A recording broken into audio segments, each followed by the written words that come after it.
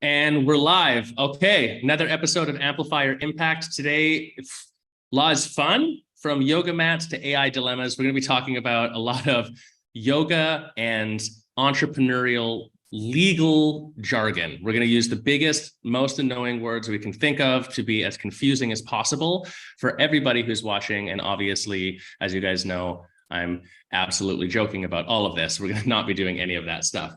Look, join us on this little bit of a journey because we want to talk about sort of bridging the serene world of yoga with sort of the cutting edge complexities of what it means to run a yoga business or what it means to run any business, honestly, including, but not limited to, artificial intelligence and the law. We'll explore how these seemingly disparate realms intersect: data privacy, wellness, tech, ethics of AI, yoga business unplugged, et cetera, et cetera. It's going to be interesting. And I've got a very special guest on with me today to help me with that, because this is Amplify Your Impact. This is a show for entrepreneurs out to change the world through their purpose-driven businesses while increasing their wealth and balancing their health along the way. But we always say, warning in the beginning, real life entrepreneurship is raw, and so is this show. So we record live. It is unedited and unfiltered. So activate your Mula Bandha and let's go. I'm Josh Biro, obviously a host of the show, and today's guest is someone that you need to know. This is a person that must be in your Rolodex. Yes, I'm dating myself by saying Rolodex, because he literally wrote the book on yoga law called Yoga Law, and has been helping boutique fitness owners and a myriad of other people around the world escape the shenanigans of legal hardship for years by simplifying it and making it fun. And is also the founder of the Law is Fun website, where you can get sort of done for you made templates for your business. Cory Sterling is the man, and he's going to talk to us more about that. So I'm pleased to welcome Cory Sterling. Cory, thanks for jumping on with us. Josh, thank you for having me. Firstly, Rolodex landed with me. I want you to know that. When you said Rolodex, I was like, yeah, I can do that. And I'm excited to jump into the raw world of entrepreneurialism and have a conversation with you, someone who I appreciate. And it's nice. We've had a relationship for years now, so it's cool that it's continuing to evolve and transform. And thank you very much for having me. Yeah, excited to have you. All right, icebreaker question for the crowd. We always ask just a random question. If you could have any fictional character to be your personal assistant for a day, who would it be and why? Wow. If you were to, well, this is what I'm going to give you an answer for a question you didn't ask. If it was non-fictional character, I would have said Jordan Peterson. I would just. Oh shit, that counts. He's both fictional and non-fictional. He's two in one. Absolutely. It was so. I'm living in Brazil in this small beach town, and I live beside a national park that's just filled with sand dunes, and it's completely empty. And now the moon is setting around like 8 or 9 p.m. So now I go out with my dog, and it's just us and the stars, and it's moon setting. And I don't know, I'm always asking myself questions about life and my business, and am I focused on the right thing? Should I be focusing on something more? And for some reason yesterday, I was thinking about a new idea, and I was sort of like speaking to myself as if Jordan Peterson was speaking to me about it. He was like, well, do you want to be doing it? And is it the right thing to do? I was like, oh my God, Jordan Peterson, how did you get in my head? How did Jordan Peterson get in there? So the reason why is the questioning process of Jordan Peterson's already happening anyways. Why not have him? So why not just have him be my assistant? And he's going to be like, are you going to be on time? Are you a person of integrity? So I think he would be a great personal assistant. I'm going with Jordan Peterson. Well, there we go. Jordan Peterson, when you watch or listen to this podcast episode, reach out. Cory Sterling is looking for an executive assistant, personal assistant. And just in case you decide random career shift at this point, yeah, there you go. You know, I love it. That's a really good answer. All right, let's go back to our title for today's. I mean, I feel like this answer also tells us a lot about a lot. So let me go back to the title of our episode. Law is fun. Fun? Question mark? Like, is law fun? I don't know. But yoga mats to AI dilemmas. And I said right before we jumped on, you know, this is the hot topic of the moment, is AI and law is something that's coming up a lot. And Cory, you challenged me. You're like, is that the hot topic? So good question. Is AI the hot topic in the legal world? What's happening behind the scenes with all your legal friends? I mean, clearly you're in like, legal jargon, Facebook land or something. I don't even know where lawyers hang out. Yeah, what's But, really interesting, I've had a concurrent theme throughout my entire life related to law, which I started, now I'm 37. I started I went to law school when I was 29, I think. And even in my first semester of law school, I consciously or subconsciously, I did not have any friends. I didn't hang out with the other kids from law school. The kids from law school were like sort of cliquey and groupie, and they were like competitive and what are the answers for this and who got the best score and like gossipy and all those sorts of things. And I was just friends. I met a group of Norwegians who were on exchange, and they were all surfers and volleyball players. And like, I just played volleyball and went surfing with the Norwegians. So that's sort of a caveat in terms of like, what are my legal friends up to? I think intentionally, I'm living in an environment, in a place where I work when I open my computer and I'm involved in law, and I can see the issues that are going on based on what I read and what I research, and also what I see my clients going through. But to be honest, like my Rolodex, just, as a callback to Rolodexes, my Rolodex of lawyers is not so extensive. It's not like I don't really have any friends who are lawyers, to be completely honest. And I think if I did, I would probably just talk to them about life in general and not really so much about law. And probably there are disadvantages to being an entrepreneur in that way, right? I'm sure for you, with all of your expertise in marketing, you're probably up to date and have a whole bunch of friends who operate in the same field and work in the same way. But for me, I've always wanted to separate my work from my personal life.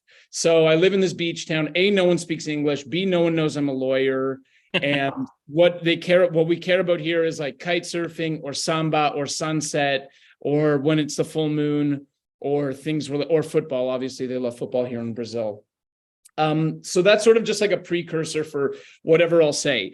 Well, let me interject really quick, because we'll come back to this point. I want to hear a little bit like I want the yoga lawyer Cory Sterling origin story a little bit here. So let's come back to that. But I did have to say, my experience doing business with you for years as well is what you're describing doesn't come as a surprise, because your entire like outlook and approach to business plus law and how you enact that with your clients is so different than a lot of the lawyers that I've worked with and have had my clients work with throughout the years, that it's refreshing, because it just seems like human instead of weird legal shit, so I can see it now. I can see it. What I can say is, I think, and this is a show for entrepreneurs as well, and obviously we'll talk about the law, but just generally speaking, I think the most important thing that the way that I see myself as being most successful, which I say with a lot of humility, because there's a lot that I have to improve on and to be better.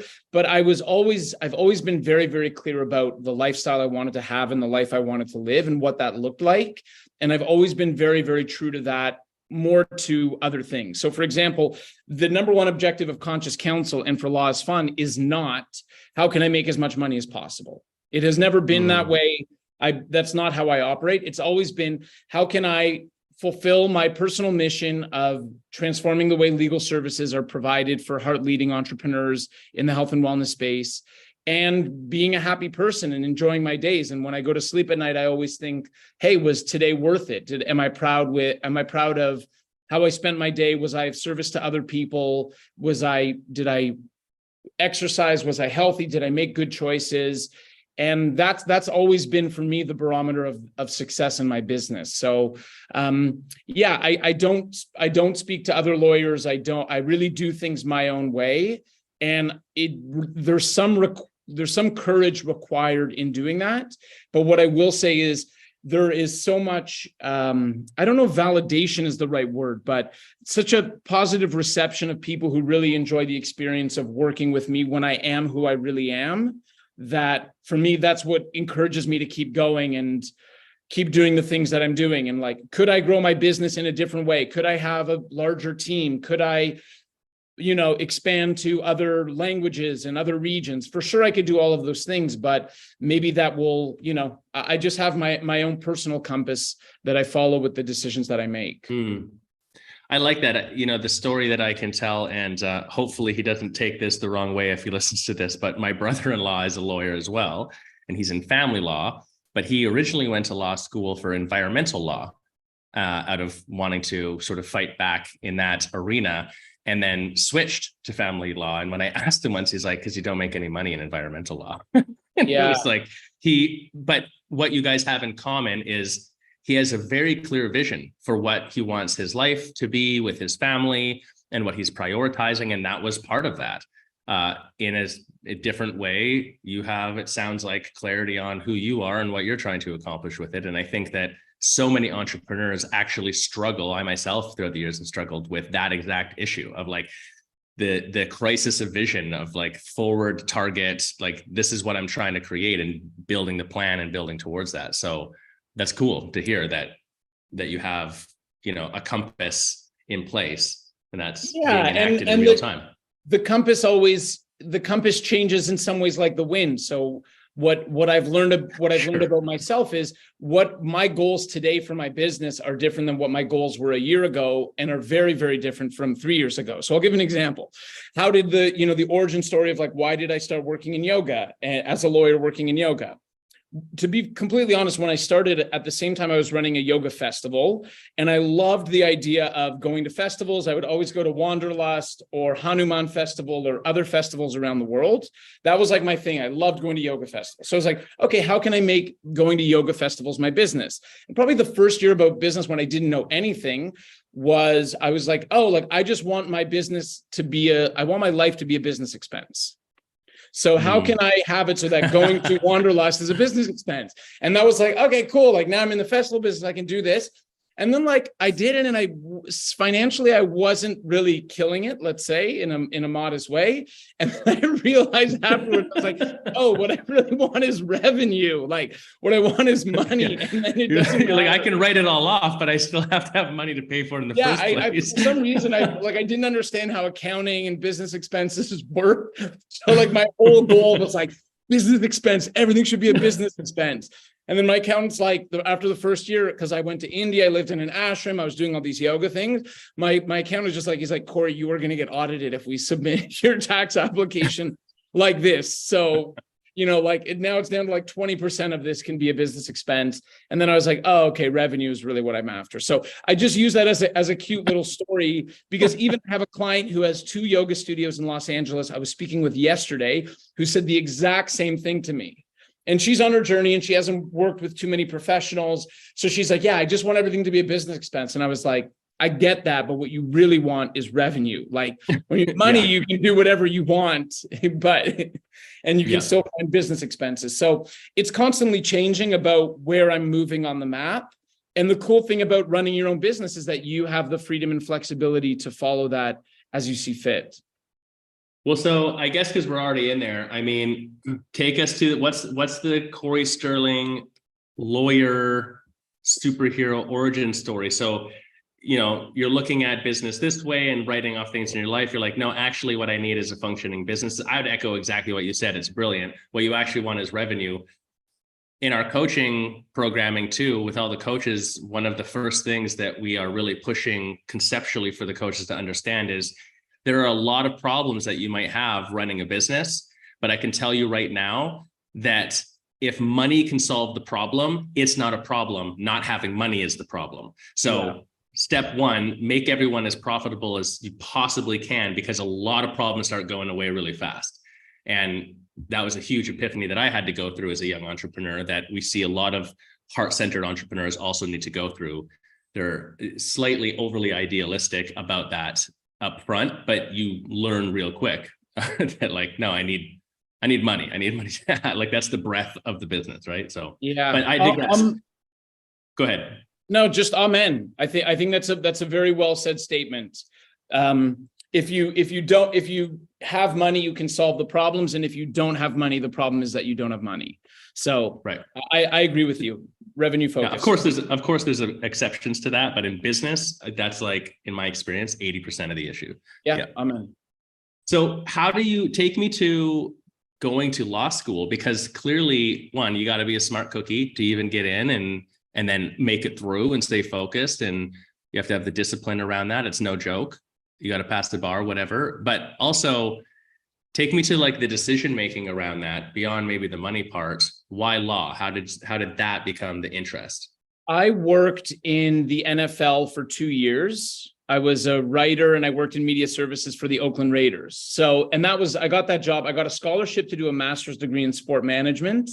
And while I was there, I got an unpaid internship with the Raiders that turned into a part-time job that turned into a full-time job. And I was 22 years old at the time. And I was working for an NFL team in the locker room, watching practice, on the team plane, at the team hotel, on the field. Like, actually, the best job I've ever had was, in the warm-ups of an NFL game when the punter is like shagging balls and the punter warms up and kicks it. Like, it was my job to catch the ball from the punter on the field at the game before the game, which was like at 22. And I've been a diehard sports fan my whole life.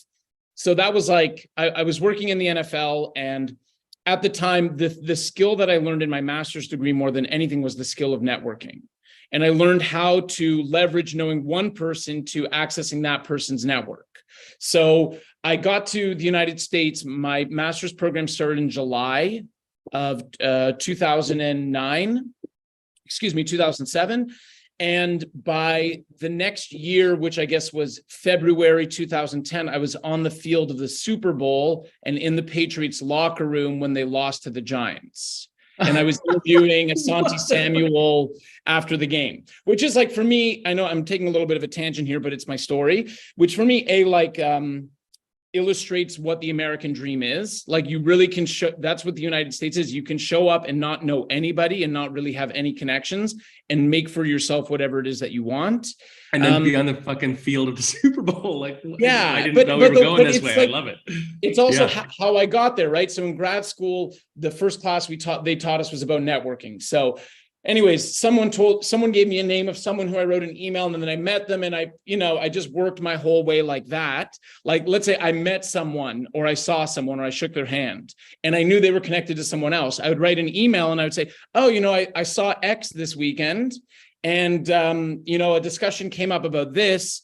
Do you need support for this? And then they would connect me to someone. So anyways, I go through all of that. During the same period, I got access to a lot of high executives in the NFL. So Roger Goodell, the commissioner, I got to speak to.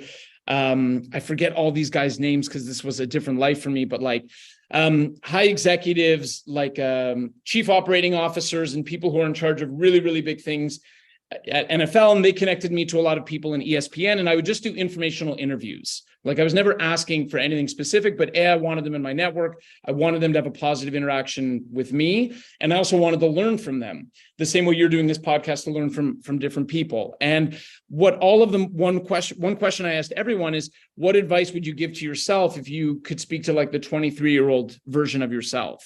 And I have to say, and these were like, at that time, I wanted to be a sports professional. And all of them said I would do an MBA or I would go to law school. That's what, like, 80% of them were like, I would do an MBA or I'd go to law school, just because it opens doors. And they're like, for example, your job in the Raiders, there's a ceiling. Like, I can do PR and then I can go there, but it would take me 8 years of staying with the same organization and then slowly move up. Whereas when you have these other things, doors open for you. So fast forward, I'm 28. Interesting. Yeah, that was the first seed that came into my mind.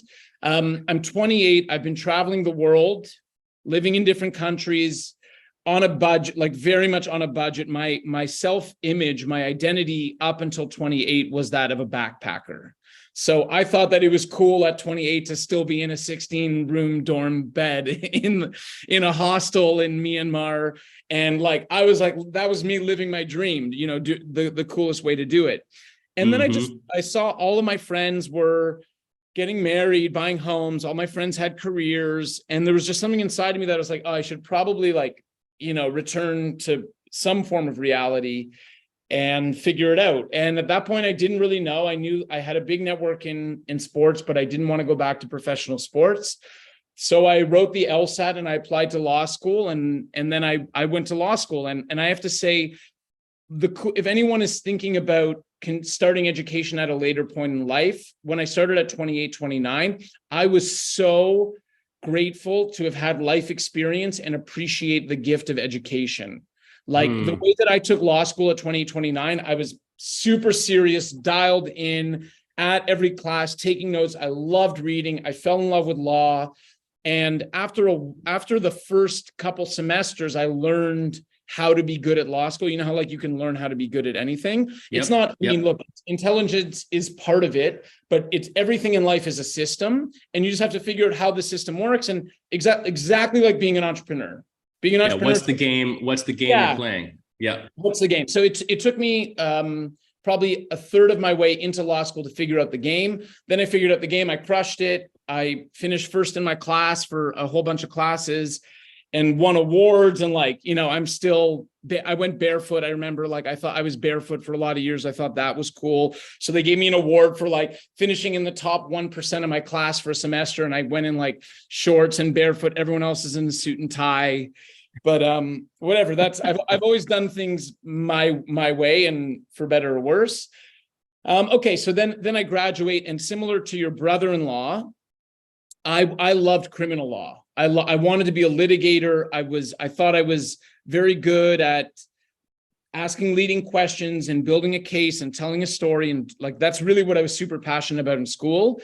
And then I moved to Vancouver. Once I finished. I started studying for the bar, and I shadowed a criminal lawyer around. I was supposed to go a week with him to follow him around. And we were like, I don't know, I met him in Richmond, and we go to the courthouse, and Josh, I made it 75 minutes into the week. Like I met him at 9:30 for coffee, and he's like, okay, this is what the day is going to be. And he's like telling me, it was like the third arraignment, and I just left. I was like, hey man. And he was also like, thank God for him. He was, I hope he's doing okay. He was like a struggling alcoholic, like all the typical bad law things that you'd think a lawyer. Like he was super hungover, and, his clients were super sketchy and all these things. And I was like, I'm not doing this. And one of my cousins told me, he's like, go to corporate law. That's where the money is. It's exactly like your brother-in-law. That's where the money is. So it's like, okay, cool. I'm impressionable. I don't know how old I was, 31, 32. I'm like, okay, cool. I'll go for corporate law. End up getting a job at a big law firm. And there were 3 of us that were competing for 2 jobs. Firstly, it was like, I learned how to speak robot speak. This is before AI. But I learned how to like communicate with partners, and how to say something without saying anything, and how every email response had to be the same. And I always had to smile and ask people about their weekend. And like, I'm an interpersonal person. I love people, but I learned how to play the corporate game. And there were 2 spots available for 3 of us. And the other 2 guys that I was up against, one of them like would sleep at the office on Friday night, and they would show up at 4 a.m. And I was like probably 8 to 7, which was for them like very I worked a lot less hours. All of my reviews were perfect. I worked with the managing partner. She's like, I love it. You're amazing. You've got the skills. But in the end, big law firms want to bill more hours. So they didn't offer me a job. The other 2 guys got a job. Then I found a job working for a small law firm. And actually, I worked for a guy named Aaron Altman, who was an amazing mentor. And he was a fine lawyer, but he was a better marketer. And he was a really, really good marketer. And I learned so much from him in terms of how to run a small business, how to market a business, how to attract clients, all that sort of stuff. The relationship with him met its natural end. And then the only question was, do I want to continue to work in law or not? And I went for lunch with one of my mentors, and he said, and I was like, hey man, I think I'm out on law. Like, okay, I did it. I tried. I went to school.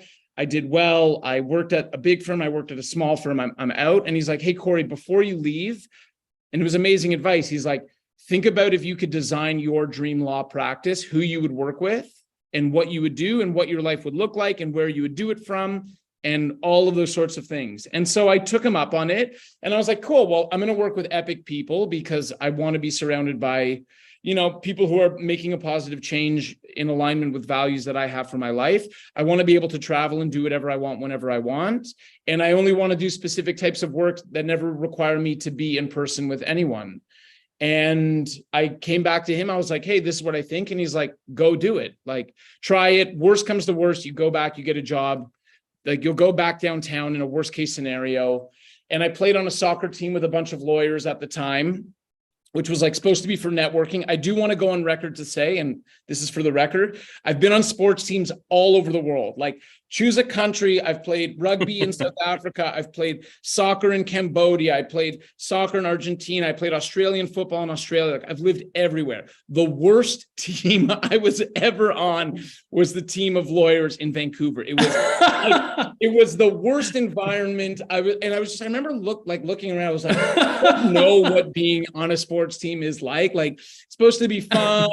And I was totally there for the networking and for the schmooze. And, if I wanted to switch firms, then I knew this guy who's a partner, and it sucked. And I told the guys at soccer, I told them, I was like, hey, this is my idea. I want to work with yoga professionals and I want to do it online. And every single person told me, they're like, it'll never work.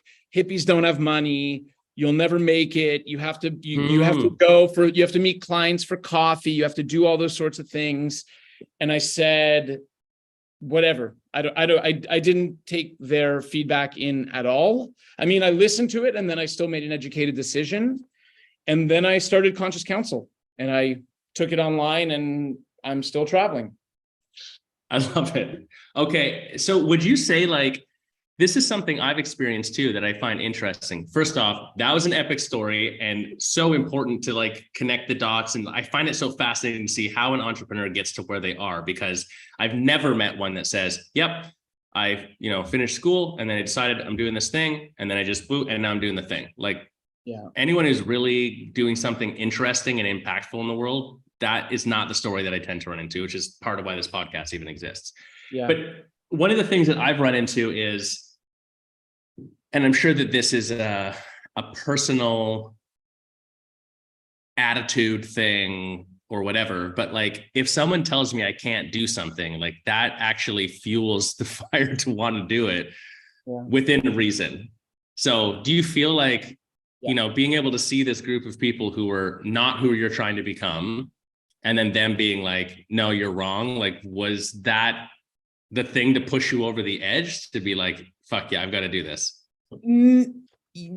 A little bit, but there's another story that's much more so. And it's interesting because now, sort of like as you get established and let's say use the word comfortable as an entrepreneur, like in some ways the goals always change. So at the beginning, the goal was like, I have to prove to people that I can do this. Right. And then like you're doing it. And then it's like, well, now I have to prove that I can do this, or I have to prove that. And in some ways it's really relaxing to get to a point, at least where I feel now, where like, now it's not about proving anything. It's about helping people.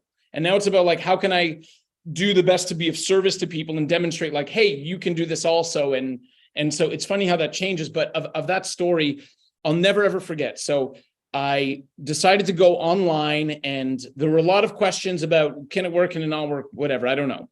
I go to India, I go to an ashram. My business has been online for like 2.5 weeks, right? I go to an ashram, 6 out of 7 days, no Wi-Fi, nothing. So now I have my business, it's just me. And I'm offline for 6 out of 7 days a week. The one day I'm online is Sunday. It was so funny, but I was like, no, cool. I can do this. Anyways, it's going, I don't know, somehow I'm surviving. I really don't even remember what that time was like. But the big moment for me was I had 2 friends of mine from Vancouver starting a fitness business. And I was in South Goa in India and I was traveling. And at that point, it was 2017. So infrastructure wasn't the same as it was now in terms of Wi-Fi and everything. And I remember I had a call with them and they wanted to incorporate and they wanted a shareholder agreement and they wanted a whole bunch of documents. And this was like at the time for me, this was like going to be a massive sale. Like, especially with the cost of living in India, I was like, cool. Oh my God, once I get this, then, 3 months, I'll be able to continue going here. And I was there, and as it happens, it used to happen much more than it does now. We start the call, super fuzzy Wi-Fi, can't hear anything. The Wi-Fi of the place that I'm at goes down. I'm on a motorbike. I like run to my motorbike. I'm like zooming across this dirt road to go to the next cafe. I go there. No, Dodging cattle. Insanity. Yeah, everything. No, there were cows on the beach at that. It was Agonda. That's the name of the beach. Have you been to Agonda? I know what you're talking about. Yeah. Yeah, it's beautiful. Anyways, let's say 15 minutes later, I find a fancy hotel. I buy something and I'm on the Wi-Fi and I get on the call and I just remember they were so angry. And they were like, Cory, this is not going to, now it's sort of cool, right? Like, okay, COVID, everyone gets it. You show up late to a Zoom, it doesn't work. Like we all that, this was before COVID. So Zoom calls or whatever method we used at that time wasn't as frequent. They're just like, Cory, we're really angry and we don't think that we can work together because of you being online. Like, sorry, we can't do the project. And I was like, girls, I was like, hold on. I'm going to make everything great. I'm going to make this great. And we're going to continue to work together. And that, the point of me telling that story is like, that story was the moment where I was like, I will always prove that I can do this. I will never let traveling come in the way of, it will never, ever happen to me that a client will say, hey, we really want to work with you, but because you're online, we can't, or we won't. And that was for years, that was a fire. Like I just passionately, I remember that moment so much. And I'm like, there's no way this is how it's happening. I'm not losing a client because I work online. And I just like, it just forced me to change and operate in a different way. So it was less like, again, I don't really care about other lawyers. So it was less like, oh, I have to show the other lawyers that I can do things my way.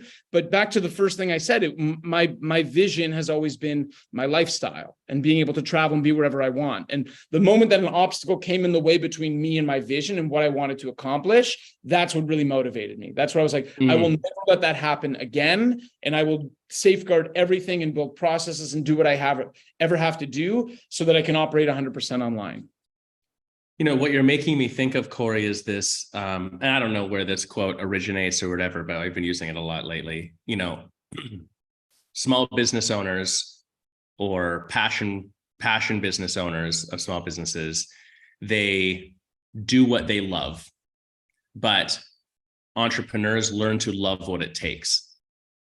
And I feel like we use the word yogapreneur, and there's, you know, a bigger definition for that, but the entrepreneurial side, like that's the differential for me, is I don't have a business because like I like this business. I'm an entrepreneur, and whatever the barriers are, whatever the hurdles are in front of me, like that's just part of the game. It goes back to that. It's just a bunch of systems or whatever. It's part of the game, and I'm solving for this bigger impact, this bigger purpose of what we're doing, both personally and for the people that you're serving. So I super resonate with what you're saying. I mean, I like that. I like that those are things that are motivating for you, though, because I think a lot of entrepreneurs find the same circumstances that you're describing as the things that deflate them. Like it actually takes away from their passion and can be the thing that implodes the business. And so do you think that like two people, all things considered equal, they have the same scenario you're talking about, and you were like, no, like I'm going to do right by you. Let's make this happen. You had the confidence to do that. And then you did. And like, now you have this ethos of, yeah, this barrier comes up and I'm not going to let that stop this train from running or whatever. Yeah. Someone else might have just been like, oh, I'm really sorry. Like, I apologize. And then lost the sale. And then like been like, well, this isn't going to work. I better do something else. Like, do you draw from somewhere? Like, where does that come from? Is that just you? Is there something you draw from with that? How do people find that? Well, there's a funny anecdote or a small story that I'm sure is not true, but someone, you know, a company from Europe sent a shoe salesperson to Africa, and there's two salesperson that go there. And one of them, they both get there to Africa, somewhere in Africa. I don't know, Africa's huge. They get there, and one of them writes back to the company back in Europe. They say, terrible news, we're in Africa and no one's wearing shoes. I missed it. My headphones cut out. Oh, okay. Well, I'll tell it again. So good. Two shoe sales people go from Europe to Africa, whenever it was. One of them comes back or writes a report and says, hey, I'm in Africa. Terrible news. No one's wearing shoes here. We won't be able to sell shoes. No one's wearing shoes. The other person writes back, hey, I'm in Africa. Amazing shoes. No one's wearing shoes. the entire market is ours. We can sell to The everyone. entire market is ours. Yeah. And I think that's sort of a microcosm more for outlook and attitude than anything else. And again, I'll use the word authentic just because it's very real. But what I mean to say is that my decision in that moment, there was no external motivation other than someone threatening my dream. That was, although they didn't intend it, it was a threat to my dream where it was like, hey, Cory, all the things that you want so badly and that you feel are possible and that you think will make you feel so good and fulfilled and happy, it's in question. It's on pause right now. It's under review because you haven't figured this out. So for me, it was more that I wouldn't let anything come between me and my dream. And since I started my business, I've had one other moment where a similar situation came up, where it looked like there might actually be an obstacle that I may not be able to recover from. And all that I did was reference that first story and be like, if I did it then, I can do it now. And because I've worked through all of those things and I've come so far and I've improved so much, because I've done all of that, I know that I can overcome it in this specific situation. And so I know that this isn't the answer to the question, but one thing that I just want to say that I've learned being as a lawyer and as an entrepreneur is that everything always works out. It always works out. It doesn't always work out how you want it. It doesn't always work out when you want it. And it doesn't always work out in the way that you think it's going to work out. But when you have this faith that everything's going to work out, it makes going through problems like that and issues a lot easier. Right. And so when that happened originally with those two girls, and I ended up getting the sale, and they referred their friends to me, and I built off of that, and I'm still going. But also in that moment, I was very real to the point of, hey, I'm going to try my best. And maybe, if the internet always decides to crash every time that I'm in India, and okay, maybe then I'm doing the wrong thing. Maybe that maybe I have this dream, but really it's just a stepping stone to something else. And there's that sense of, I think, just faith and trust in the process of, my question is, am I trying my best? Am I doing everything that I can? And and I'll just share this also, like sometimes in my business, if I go through a period that's slow for sales, right? So what I've noticed is sometimes it's pumping, it's crazy. You can't it's just crazy. It's all coming. And then there are times when it's slow. And the thing that I always say to myself when it's slow is and I write this on a piece of paper with my daily to-do list. I'm like, how can I be the best lawyer possible for my clients today? And how can I be the best leader for my team today? And so I think when you focus on other things that are not the direct thing that you need to think about, that also can really help and energize. I know that's not directly what we were talking about, but I just felt like I wanted to share that at this point as well. No, that makes sense. And I'll come back to that too. A couple of things. It's like the glass half full, half empty question. Yeah. Or there's the proverb of the man has a son, and the son finds a wild horse, and he comes home and people say, oh, how lucky you found the wild horse. And the guy's like, I don't know. And then the next day the horse kicks the boy and breaks his arm or breaks his leg or whatever. And they go, oh, how unlucky. And the man goes, maybe. And then the next day the army comes to, draft the son, but then he can't go because he's got a broken leg. And they're like, how lucky? And he's like, I don't know, maybe. It's gonna work out in some weird, twisted way. But having faith in that, I think it's something that so many entrepreneurs start with. And then I think it's good advice after having the experience that you have running a business like yours for as long as you have in the way that you have, that is outside of the box standard for a lawyer. It's important for people to hear that, because there's also this idea of the valley of despair. When you start something that you're enthusiastic about, you have blind optimism and you're super excited about what's coming next. And then you learn this is harder than I thought. There's a lot of other things I've got to do. And you end up in this informed pessimism state. And that continues until you could end up in the valley of despair, which is where it gets so hard, you lose sight of what you were doing this for in the first place. So you quit, and then you go chase the new thing that you have blind optimism on. Yeah. Or you stick it out long enough, you overcome the hurdles, you stick to that faith and trust yourself in what you're doing. And then you have informed optimism, and then you win.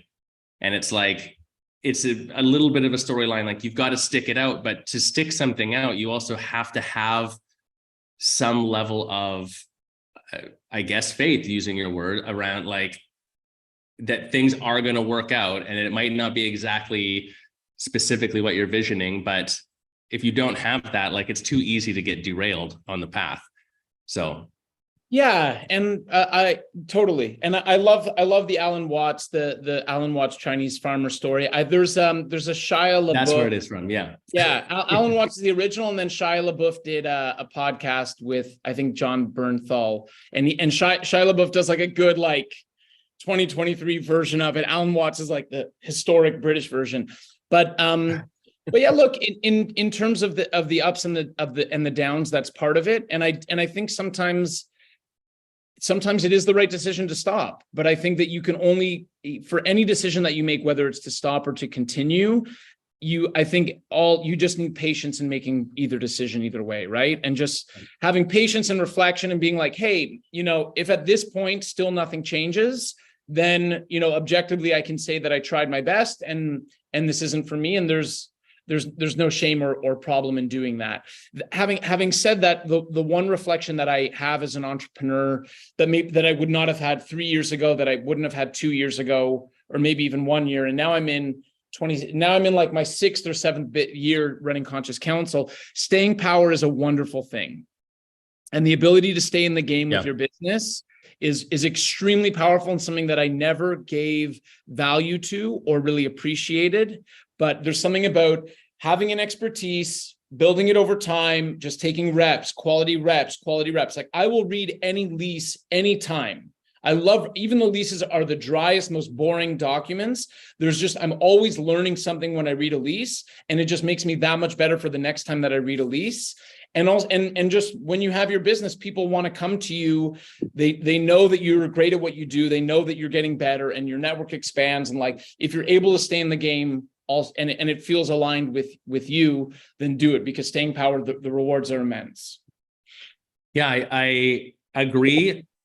Honestly, like, I'm even going through a moment of that right now in my business. And like, it's happened to me throughout the years, not even in this business, in multiple businesses that I've had, but like, I know that I'm on the right path, but it's like this slow, arduous build. And I'm very aware of that too. So it's funny, I've been reading a lot and like following a lot of people that's like one of the core messages they have is staying power. And it's the analogy of like, if you're digging a mine for gold, you never know how many more feet of digging is required before you're going to hit the pay dirt.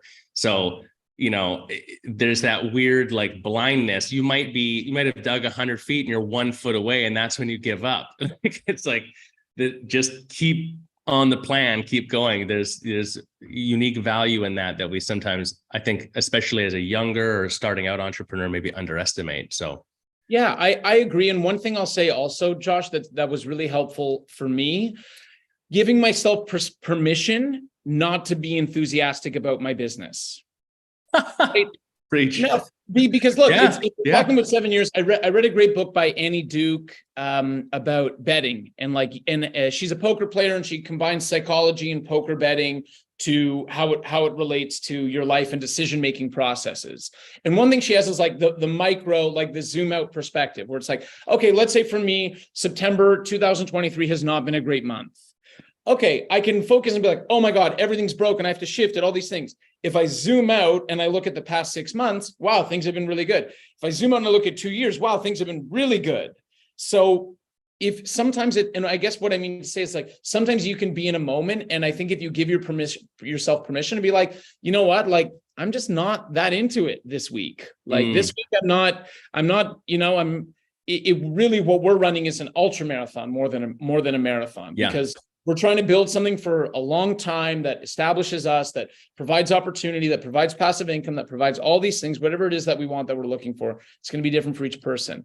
And it's sort of like, I don't know, man, you're married. I'm not married, but I'd imagine marriage is the same way, where it's like, it's not like every day you wake up, you're like, oh, maybe for you it is, Josh. I don't know. I was going to say, my wife's in the house. Like, yes, it is. Every single day I wake up. Yeah. But it's like, with Conscious Counsel, I went through something from years 3 to 5 where my only goal, and I paid a coach a lot of money. He was $1,000 an hour, and I paid him a lot of money to just teach me how to remove myself from the business so I didn't have to do anything. Like, how can I do nothing? And that was my whole thing. And then I was able to do it. And then I was there and I was like, oh no, actually now I'm like reinvigorated. And now on the present day that we're having this conversation, like I love my work. Yesterday, I have a whole bunch of friends in, they went on a 100-kilometer kite surf, a downwind. They invited me to go, and there's nothing I would have loved doing more, but I had like a really cool opportunity for work. I was like, no, I actually I would prefer to stay, like, to honor my team. Like my team works hard to make things happen. My clients need support. And so I'm going to stay and do that. But what I mean to say is like, I think when you give yourself permission to, okay, this month, awesome. I'm not that enthusiastic. I don't really care about things that I'm still going to show up and do my job and be a leader, but also maybe I'll read other books or take other passions or do other things. And then you just know it'll come back. There'll be that moment where like you have a great idea and you're like, this is fun.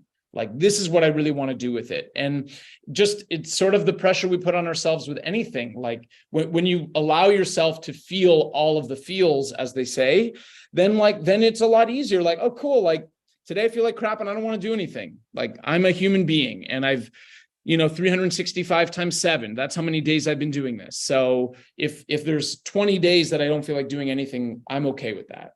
Yeah, normal. I love this.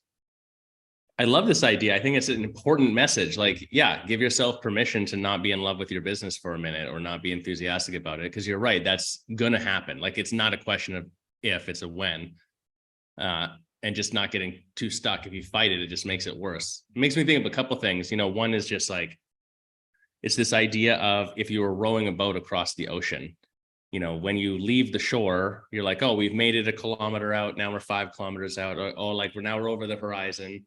And then when you get to the other side and you're like, land ho, like we're almost there. It's a little bit closer. We're getting into the surf. We're almost going to make it. You have perspective of how far you've come or how far you've gone. But when you're smack in the middle of the Pacific and you can't see anything, like you don't know where you are. Yeah. And I think that is the ultra marathon you're describing of entrepreneurship, where if you're building something really strong and big and really actually to the full vision of what you want, you're going to get in that place where you lose a little bit of perspective and you might not be as enthusiastic. So hence the staying power comes back in. Yeah. All right. One thing that I want to come back to is one of the things that we coach to with businesses all the time is visioning. And it's not necessarily the thing we start with, but at some point it's like, you've got to have a target that you're aiming for. And it's not, I don't say gotta have because like, if not, you'll fail, but it's like, if not, you just are really inefficient in knowing what the next actions are to take. So it sounds like, from your origin story, you had this idea personally and who you were going to help, and that was the target. You're doing that now. So out of curiosity, like, what's the next target? You had mentioned just helping clients, sure, but like, what's the next thing that Conscious Counsel and Cory Sterling are aiming towards? The next thing there are 2 things that I want to do that are on my horizon. This was like part of my Jordan Peterson speak last night, where I'm going to tell you what it is. And then the way that like I tested the question, I was like, okay. And this is like, now I'm going to do my Jordan Peterson. I don't know if I'm going to do my Jordan Peterson voice, but this is how I hear him in my head. So one thing that I want to do next is I want to teach other lawyers how to build an online law firm and how to build their own community and build the systems and the processes. And I think I'm really well suited to do that. And I think maybe in the past, if I wanted to do it, it might have been from an ego perspective of like, and I'm really now like on a personal side, I'm really going through a journey of like the death of ego. And like how in the things that I'm doing, is it Cory that wants to do this because Cory wants to be seen this way or wants these things? Or is this like my purpose, my mission, what really deep down inside of me becoming who I really am and who I really want to be? And I think in the past, maybe I would have done it for more ego reasons, but I think that I can help a lot of other very, very intelligent people build businesses and be entrepreneurs, and especially in law, build systems and build processes, and find a way to do it. So like, and I think for me, that would be extremely fulfilling as well, right? Like if I question my intention about why am I doing this, I'm doing it because my mission is to transform the way legal services are provided to heart-leading health and wellness entrepreneurs. So I can expand that to, if someone wants to work with musicians or artists or filmmakers, like I could teach them how to build a law firm that works towards that particular niche. And then the question that my Jordan Peterson question to myself is like, okay, Cory, look, let's say I prioritize 6 months focusing on that. And I'm like, cool, I'm going to wake up 2 hours early and I'm going to modify my morning routine to incorporate 1 hour of building that or brainstorming or whatever it is that I'm going to be doing. After 6 months, let's say I do it and it completely fails and no one wants to work with me and it doesn't work and it just crashes and burns.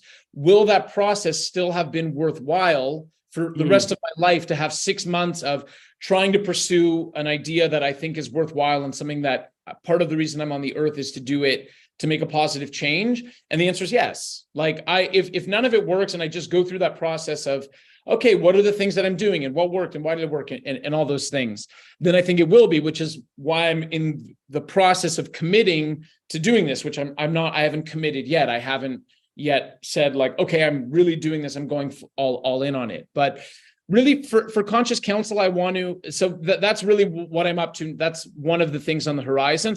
Also, I want to start running retreats and I want to start bringing people to Brazil. And I want to teach them about operating a small business. I want to get them legal documents. I want them to learn how to kite surf. I want them to come to Samba with me. I want them to have, I just have this amazing life that I think is amazing, where I'm chilling with all these super local Brazilians, the most humble, nicest, interesting people. I learn so much from them every day. And none of my friends or family have ever come and experienced any of that. Which is cool. Like, they don't have to, this is the extent that they'll be like, how's Brazil? I'm like, it's good. And that's the conversation. Whereas, if I really, I'm sure you can hear the passion in my voice, like how into it I am. But I think for clients, to have an opportunity to have someone show them a different country in a really great, safe way, also work on your business, expand, brainstorm, be open. I want to start sort of facilitating and curating those experiences. So those are the two things that are really on the horizon for the upcoming year for me.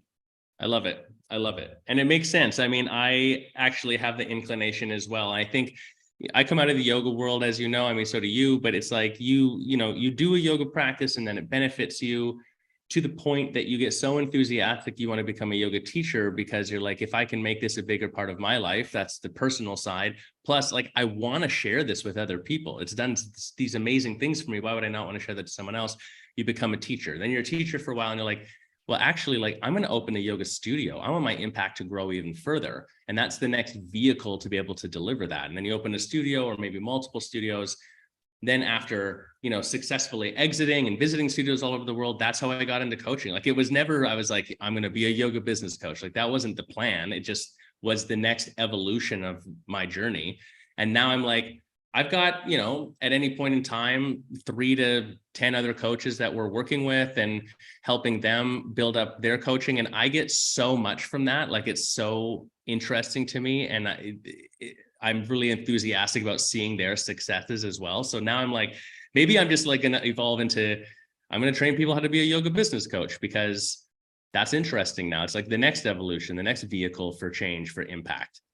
What's amazing, and just to acknowledge you, just what's amazing really about what you do, and especially training coaches, and this is what inspires me about training lawyers, it's you go out and you train coaches or you train studio owners, and the pay it forward impact from that is massive.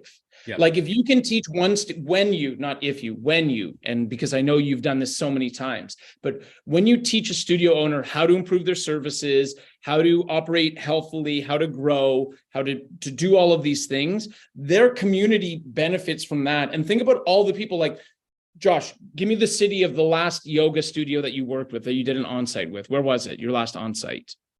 Vancouver. Okay. So in that particular studio, now there's all these other, the students of that studio, the members of that studio, they have no idea that Josh Biro and some of his nomad coaches were there. They're going, they're like, whoa, the studio is awesome. And how great is it that there's this workshop? And, it's everything's so easy how this but you giving yoga to those people in Vancouver just raises the general vibration so much. And so there's different levels of your impact, which it's just insanely inspiring, and you're so great at it. And I just want to acknowledge you for that. Well, I'm blushing, but I that's the whole point. That's exactly what we're in this for, goes back to, what are you trying to design? What's your goal? What's the outcome? What are you targeting at? So then, okay, let's, I'm going to back up on a couple of things. And then I am definitely coming back to our question here as well. For conscious counsel, like, what would you say? Because you have conscious counsel and then law is fun. Maybe just break down the differential between those two things. But what is the impact? Like, if you were like, this is the thing that we do that just like solves problems in the world, what is that? Law is fun. Okay, so I started Conscious Counsel in 2016 or 2017, and I always had this idea for Law is Fun of having a different option for people to get awesome, customized, industry-specific legal documents, right? Not everyone is able to afford working with a lawyer, and not a lot of people are looking for the relationship with a lawyer. A lot of people do look for that relationship, but a lot of people don't. But basically, like 2 or 3 years ago, I was like, we should have a different service that we offer to people, and we called it Law is Fun, where people can just, they can get a templated document, they answer questions, we have an editor go through it and send it to them, and they can just use it. And that's more for someone who either has a lot of experience in knowing what they're doing, that they don't need help with a lawyer, or they're just starting out and they're not at the point to make an investment of working with a lawyer just yet. Mm-hmm. But the benefit is, it's like you're a yoga studio. If you were to buy the yoga studio membership agreement on Law is Fun, mostly it's all in plain English. It's super easy. The process is easy and fun. And you would be able to get a studio membership in plain English that you could edit on your own or change on your own, or all those sorts of things. Law is Fun was an idea 2 or 3 years ago. And then I spoke at an event in October in Florida of last year. And I met who's now my business partner, a woman named Kate Mills, who I love. And I never thought that I would have a business partner, but it just as it just happens, it does. And she's very, very passionate about it. And she loves marketing, and she's a health coach, and she loves reaching out. And it sort of sprung new life into Law is Fun, which is really fantastic.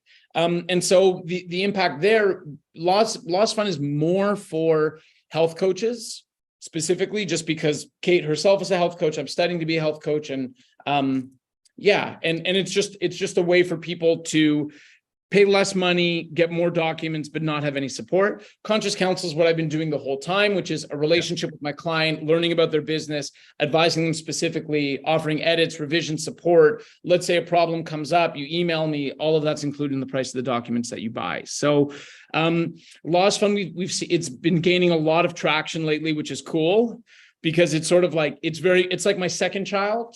Obviously Conscious Counsel is my first child, so this is like my second kid, and I think I have a different relationship with it, but it's gaining a lot of momentum, and we've got some amazing partnerships with different health coaching schools, and that's sort of the distinction about the two different things that we do. Yeah, I like it. I mean, I guess from my perspective, either of these are different options towards solving the issue of legal protection for yourself and your business. And I think that is ultimately, it's like the non-sexy conversation that's going to come up if you're an entrepreneur, that like you have to have, because if you don't, the risk level is high, and like it only has to go south once and you're fucked basically. And I've seen that as in my coaching career. I'm sure you've seen it too. That's the whole thing. So I guess speak to like, the legal side of, especially if you're a wellness business, but any entrepreneur, and just how serious should someone, a general entrepreneur I can take it. I can take it from here. Yeah. So I've had over 1,000 clients. I have a lot of experiences. I've been through a lot of stories with all of them. All of my clients are small business entrepreneurs.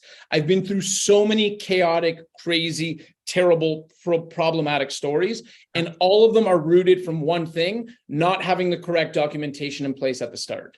Full stop. The amount of crazy, chaotic, crisis problems I've had with clients who purchased my agreements that we drafted for them is zero. It's people do not understand that the most basic, simple fix to protect yourself legally, which is something that you need to do, is the legal documents that you have in place, and just to I know this is not a legal webinar, but there's something that's called your legal position. Okay, so let's say there's a conflict or a problem or an issue. The course of that issue and where it goes and how much time is going to be involved and how much money to resolve and how stressed you're going to be, all of it will be determined by the strength of your legal position, right? Think of your legal position like the cards that you have in poker, if you play poker, right? If you've got pocket aces, okay, statistically, you're way ahead. You're in great shape. If you've got 7-2 unsuited, it's going to be difficult for you to figure it out. And all of the problems that I have to fix, and I'm going to tell you a story that I'm going through right now, just as an example. But when you have customized specific legal documents drafted for you in your business, your legal position is extremely strong because you are setting the terms for the relationship, and legally that relationship exists on a certain level. Then if there's a problem, the documents that you have signed, that's the relationship created between the parties. And in the event that something goes wrong, you're fully protected by the use of the documents. Is that clear? Like in terms, you're right. And thank you that I didn't answer I described what the businesses do, but I didn't answer the question of what problem do they solve. But like the reason why I'm all in on documents for both of my businesses is just because I've received so many demand letters.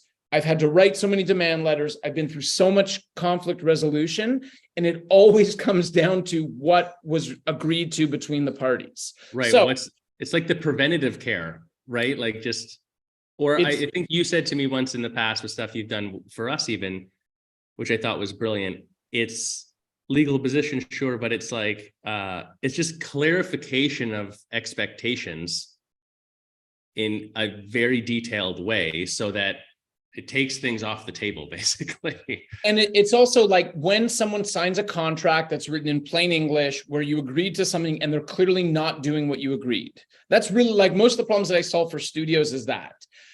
All that I have to do is I write them an email like, hey, I'm working for Josh Biro is my client. I'm Josh Biro's lawyer. Let's say it's you personally. You signed this contract. Provision 7 says that we do not allow anyone to enter into our classes late. If it happens more than 3 times, we're allowed to expel you from the studio. Okay, just an example. Doesn't have to be. Right. Let's say they constantly show up late. We have evidence and proof of that. All I have to do is send them an email like, hey, you signed this contract. On date A, B, C, D, you showed up late. You are no longer welcome at our studio. You will not be refunded for the duration of your membership. And then it's like, it's not drama. It's not issues. It's because when people don't have agreements in a similar situation, look, unstable. I don't know if unstable is the right word, but most of the problems that I have either with studio owners and their teachers or studio owners and their clients, it's not 99% of the people are fine. It's 1% of problem makers who you can't get rid of, you have no legal standing or legal ground against. And if you're unable to demonstrate, hey, this is what you signed, this is what it said, this is what you did, now you're gone, you're not welcome, you're screwed. And then they say, oh, you're discriminating against me because of this, and now I'm going to start posting on social media. I'm like, I've just been through it many times. But yeah, you want the document to clarify the expectations in the relationship, just so that if something goes wrong, you can course correct and say, hey, this is what we agreed. But look, I really could tell stories forever, but just recently, client with a studio invested millions of dollars from her family. Family gave her money. It's supposed to be money that's shared between her and her sisters. But the deal was, okay, she can have all of it. And then as the investment grows, she'll give it back to everyone else. Brings on a business partner, has an LLC. They do not sign an operating agreement. No operating agreement signed between them about ownership of this company, millions of dollars of the family. I'm like, okay, now they go on, the other partner's not doing their job. They're not showing up. They're blah, blah, blah, all of the things.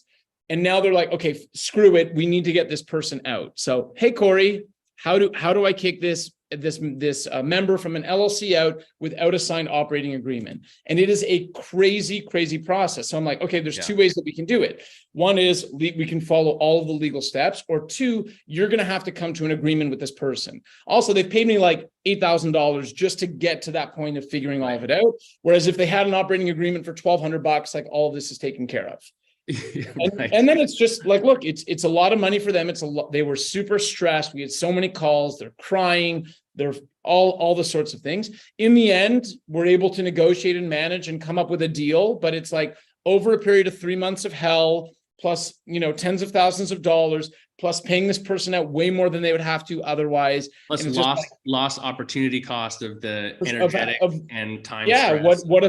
How would it have, their business could be thriving if they're not in that energetic space? But it's just like, it's something so simple that I'm not kidding. It happens to me every week where it's just like, why did you not have a signed operating agreement when you started your business? Like, that's the thing to do. So, well, and the story that I know you helped me with, we had some clients came on recently, and it was the reverse situation where they had signed a lease that had a provision in it. They didn't get the lease reviewed because they didn't have a lawyer they were working with. And then they got bluntly, like, totally fucked. They ended up paying 20% more on their lease than what they originally thought. And they signed it. Like, they're stuck. There's kind of, not a lot that can be negotiated there. And all it would have taken is having had someone who specializes in that, had a lawyer basically look at it and be like, what about this? Like, to break this down in plain English kind of thing. So, and look, and sometimes people are not they're not excited to spend $2,000-3,000 on getting a legal opinion or having something, but like, let's just calculate the amount that rent is over the lifetime of the lease. $3,000, hundreds of thousands of dollars, easy. That's so three. And I don't know math, so I don't even know what percentage it is. But it always makes sense to have a lawyer prepare documents for you, make sure that you're protected, or review any documents for you before you sign.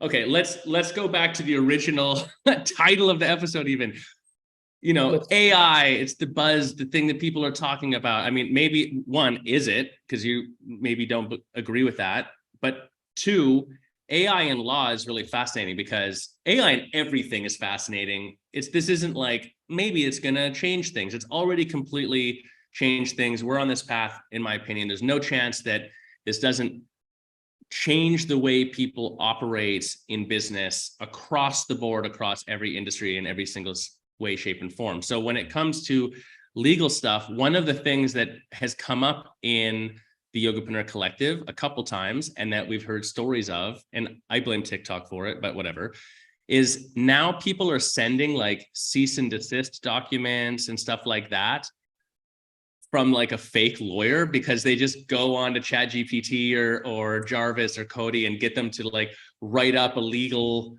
statement, one of these things, and send it along. And that's bullshit, but that's just one example. I don't know. What are you seeing? Like, is AI going to steal all the lawyer jobs? Not that that's really a concern. I don't think so. But what are you seeing? How is it playing into, what's happening in the legal landscape, especially around things like documents where, yours are templated, but then customized for the specific industry and the specific person. So it's not just a template.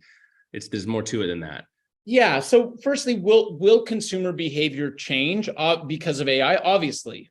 Yeah. And also in 6 months, if we have this conversation, it will change that much more. Like it's only going to continue to change and evolve of what it is that people do. To be honest, the issues that I've dealt with most around AI have to do with copyright infringements and people wanting to protect their intellectual property of things that they've created. Because the way that it works, correct me if I'm wrong, but you put something out on the internet, and ChatGPT basically amalgamates all of the different materials that are out there and uses that to answer the questions of what it asks you and produce materials. So sometimes what it's producing, I'm not an expert on how it works, but there are like, and I'm sure in Hollywood, and like also caveat, I don't read the news.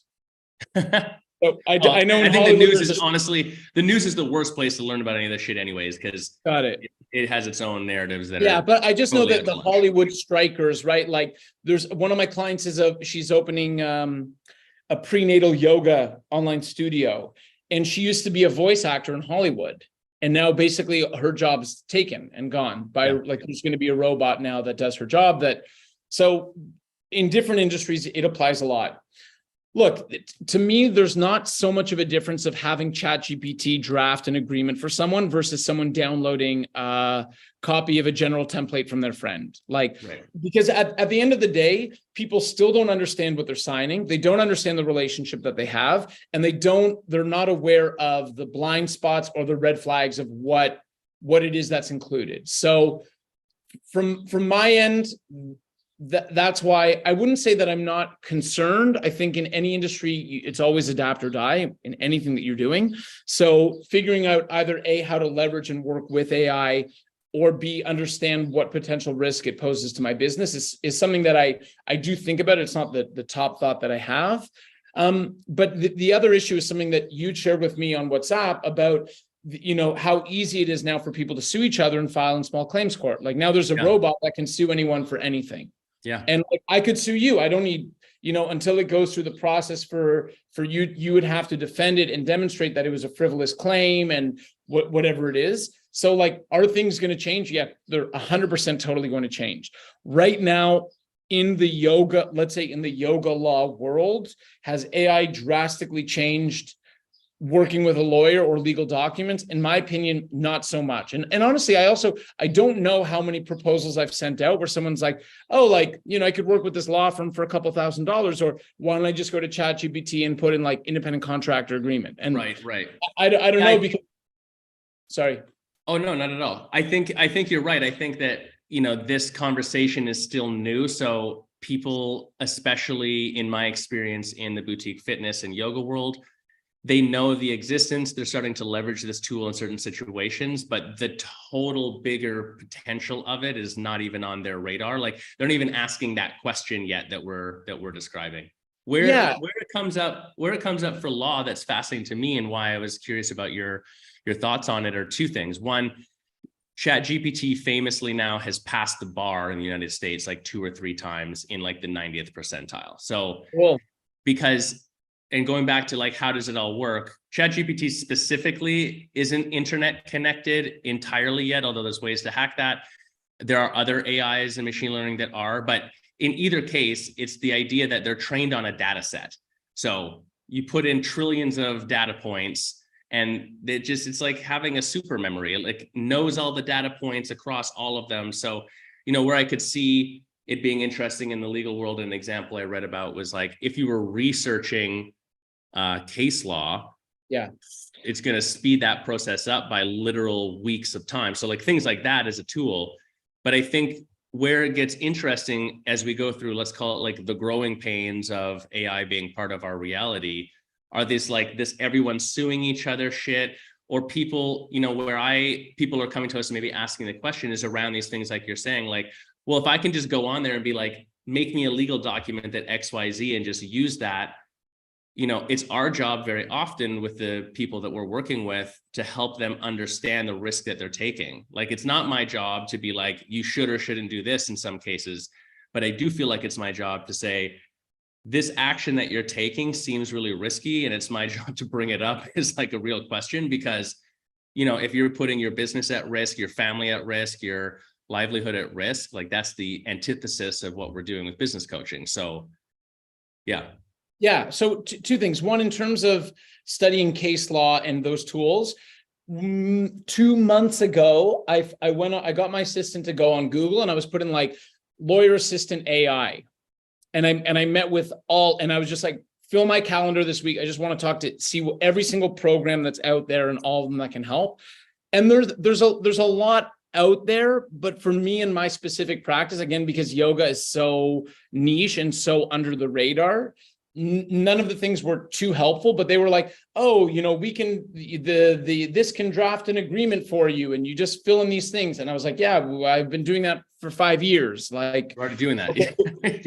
Which, and doing it in our way and with our systems, which, so there are tons of resources out there for lawyers. And probably if I'm going to teach other lawyers how to do things, it would make sense to become more educated on that. But so that's just one point of like, I went through all of these demos with different sales reps and to see what's out there and how it works. And like, certainly, and I'll give you an example. I had a law student working for me who I was paying $35 an hour to ask questions like, clients, because sometimes clients will be like, oh, hey, I'm in the state of New Jersey and I need to understand how much should a bond be for my yoga studio, and do I need a bond, and who do I register it with? So in the past, maybe I would do it, but now I'm quite busy. So I would give it to, the student, hey, do this research. Okay, 3 hours, legal memo. Now it's like with those things, you could just, I'd be like, New Jersey bond, like, there's the resource. So it gives you answers quicker. There's no denying that whatsoever. Again, less applicable for me than if I was, I think in real estate law, or if I was in some form of litigation, I was constantly referencing case law, then for sure it would be a massive help. In terms of everybody suing each other and taking risks, we have to see where it goes, but it's more real, which I think for me, it's like, it doubles down on the importance of having strong legal position through your documents. Right. So that if someone does bring an action against you, that that you're prepared legally, that you could respond and be like, hey, screw you, I'm counterclaiming, this is frivolous, these are my costs, these are all the sorts of things, because you actually have documents that protect you. And in terms of, again, going to, you're right, I guess it is risk tolerance, and also in some ways education, like, and I'll just give an example. Let's say there was... and I got to interject, and cheapness. Like, I hate to say it with a little bit of a rude tone, but that really is sometimes what it comes to. It's like, you're going to put $300,000 into leasehold improvements into a space, and then cheap out on spending $1,000 on a legal document that protects you from other people coming in. That's insanity. It is. And I think there has to be a way to demonstrate that, or to tell that story. And I just want to say for myself, on the entrepreneurial journey, if there was a robot that could do my accounting, I would not trust that robot to do my accounting. Even if the accountant, it's the chat GPT became a CPA and got in the 98th percentile. Like, there's a lot of variables to my life. I'm not giving all of my finances, like, this is my revenue, this is my fit. I would not. That's just me and how I work. And maybe I'm a different generation, and maybe, my nephew who's 7 years old, when he's an entrepreneur, if that's what he wants to be, maybe he will have a robot accountant that does everything for him. And like, probably he will, now that we're thinking about it. But at least for me, I prefer working with people. I prefer connections. And I'm not saying that to advocate for myself or for Conscious Counsel. I'm like, hey guys, it's really good to work with people, so like, you should work, don't robot. I'm just saying, but like, it's the realism of the situation too, that currently where we stand, I think I would agree with you. This is a tool that can speed people up and help things, but it's not an expert as much as people tout it out to be in these specialized situations, because it requires discernment that it can't do. It can just regurgitate information. Just go again. To me, it's like, I'm sure the robot is super smart and past the bar. And I've used ChatGPT and I've asked it to do things, and I see what it's capable of. But at the end of the day, you have to remember, just like your clients who sign that lease, like, sure, you can get a robot to draft the agreement for you. It doesn't understand everything about your situation, your finances, what your goals are, to have everything corroborate and support you. And once you sign and use that is your legal position. Right. And if your legal position sucks, you're screwed, and someone else is in control of the situation. Yeah, a use case with my team, I challenged my team to be like, okay, I want everyone to go in and use these 3 AI tools that are out there, and in these different scenarios, and then come back and report on, like, how can this make you work better? How can this make your output be better? How can this improve what we're doing? And it was interesting what a lot of them came up with. But long story short, we specifically went in and were like, okay, we're a yoga studio. We want you to build a retention sequence for someone who buys an intro pass.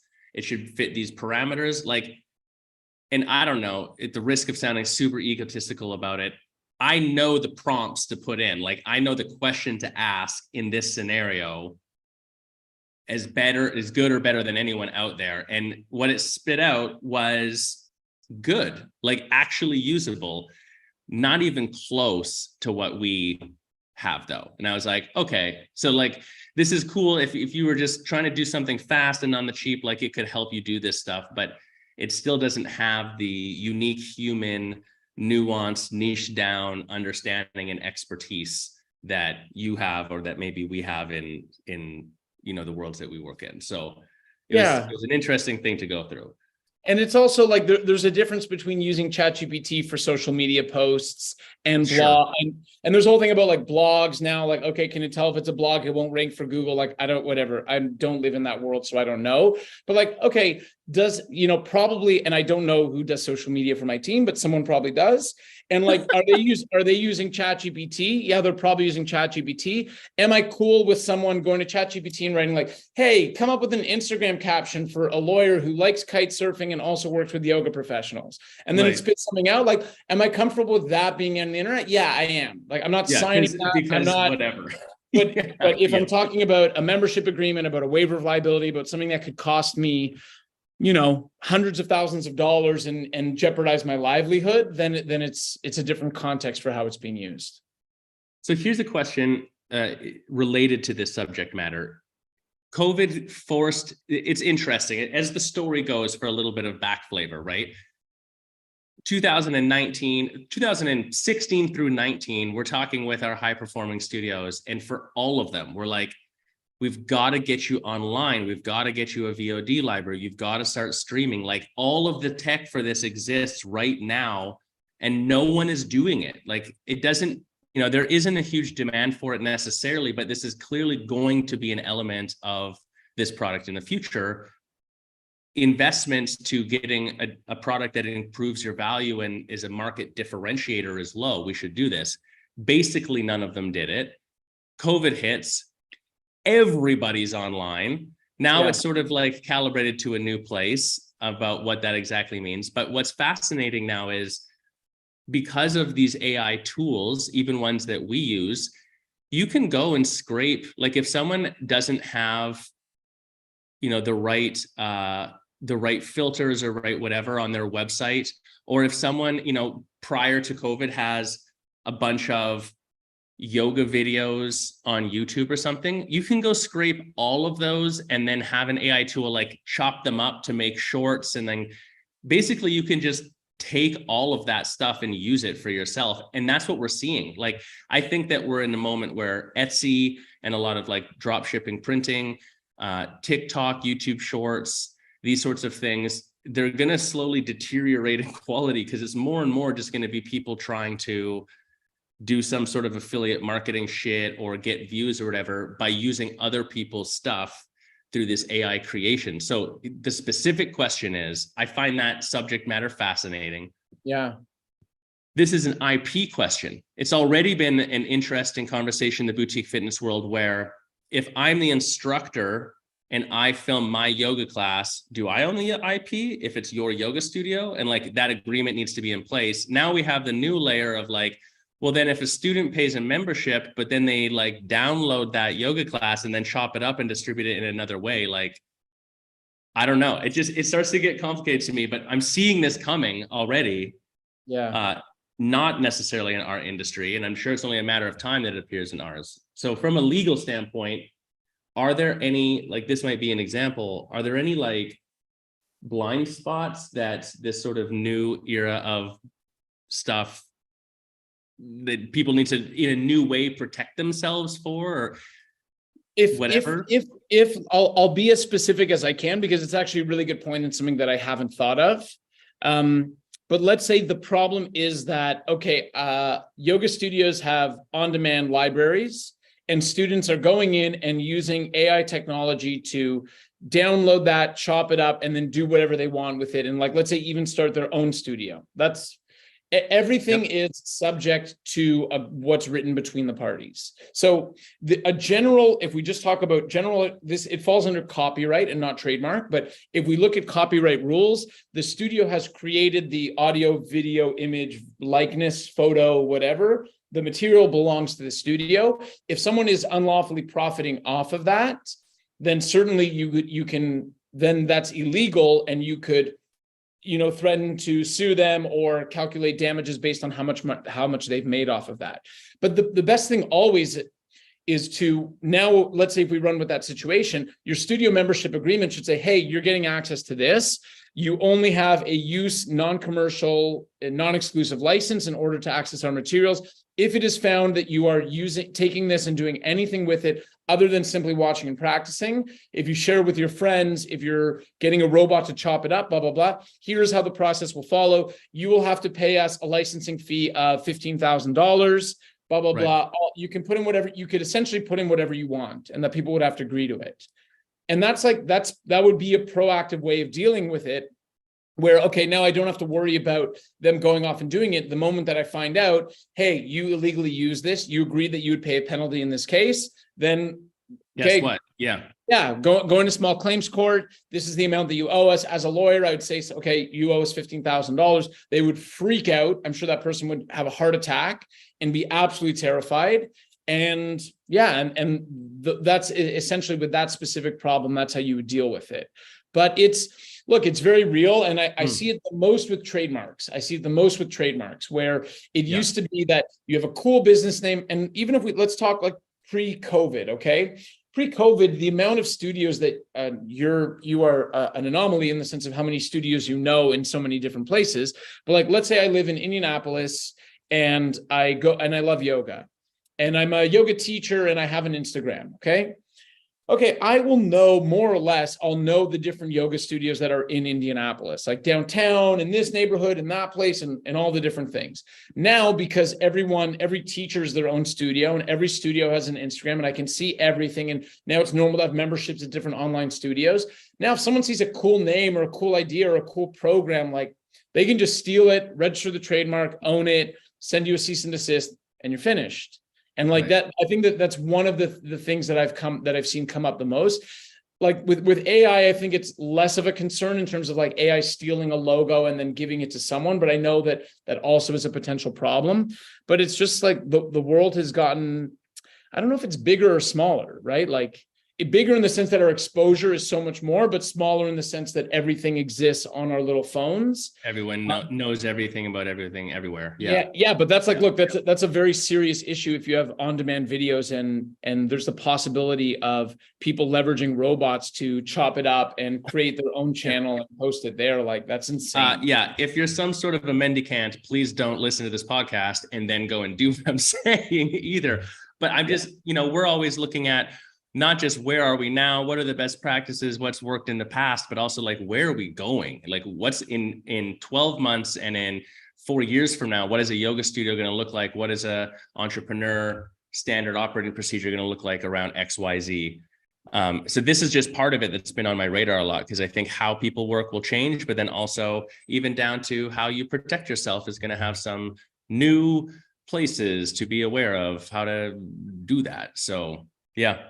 Maybe I'm a sentimentalist, but I think in 4 years, it's still going to be the studio vibe and people are going to love going there and everyone will have their favorite classes that they go to. I think what was so interesting about coming out of COVID that I've just seen through my clients is like how well the industry has bounced back and is recovering and how much people love their studios. Where I think like during COVID, there was a fear like, it's never going to be back again, or people are never going to come back into the studio. But even if I just observe my own behavior, I've never owned a studio. I don't want to own a studio. But like I still, whenever I travel, like I'm going to Rio de Janeiro in a couple of weeks, like I will be plotting my yoga studio visits. Like I love going to studios. I love catching the vibe. So I think the studio experience will still be the same, but obviously like everything around is changing. Yeah, I agree. And I would even echo or double down on the sentiment that what we're seeing now and what I see happening more in the future with all of this, the good news is it repositions the value of what a real human to human interaction is and what the environment and experience you offer at something like a yoga studio or a HIIT gym or whatever else in a new way. Like now, for the first time in the yoga industry, COVID let everyone see what it was like when you can't go to your yoga class. And sure, you can practice in your living room. That's good. But it's just anyone who practices regularly in the studio will tell you it's not as good as going to the studio, period. Like there's no online teacher out there that, in my opinion, can offer a class that is as good for me to practice in my living room as it is for me to be in the physical space with them, in the environment of a class and a curated whatever in that like envelope of what's happening. So I think it's just going to continue to amplify in that direction which is good. I mean, I think that does the world good. Okay, I want to change gears a little bit here, just for the sake of time too.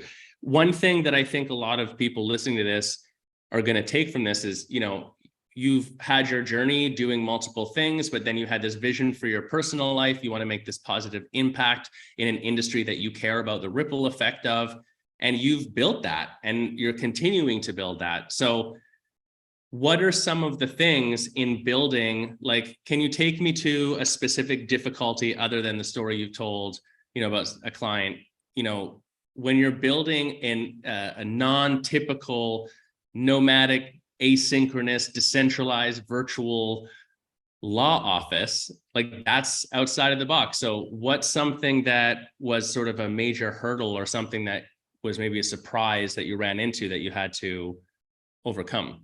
I think that the biggest challenges that I have found in my entrepreneurial journey have all been related to being a manager and learning how to be a manager and how to manage a team and the different relationship that I have with my team members. And the first couple of years of Conscious Counsel, especially online, like it was super new and different that, there were students working for me. One was in Germany, one was in Ohio. I had my marketing guy was in San Diego. I had an assistant in Dubai who then went to Mexico. Anyway, so all these sorts of things. But I always, if I look back on the moments where I thought that I couldn't tolerate it anymore or I can't do it, like if there's ever a moment where I thought about quitting, all of those were always related to the challenges of being a good manager. And so what I would say is, like, if the question is, what is something that I went through that was very difficult? It was a painful process to learn the type of relationship I need to have with my workers, in the sense that, like, at the beginning, we were all friends. It really felt like we were buddies. We were doing something big. We were doing something exciting. Like, they were all into yoga. They loved the fact that they could work online. They were very intelligent. We were super heart driven. We were building the processes. We were doing everything. And then there's a moment with in mostly all working relationships where, like, you come to the end of the road.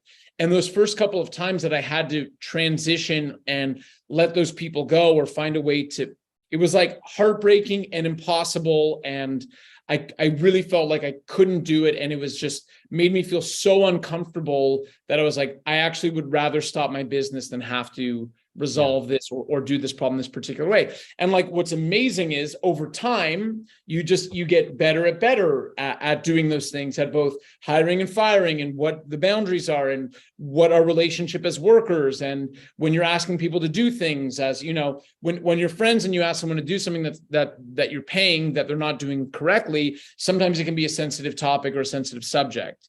Whereas my relationship with my workers now is very clear. It's like, you work for the company pays you. If we're asking you to do something, do it properly. If do your job. Your job, yeah. If you're not doing your job, there's a problem, and that problem needs to be fixed, or you're not the right person, and we're going to move forward.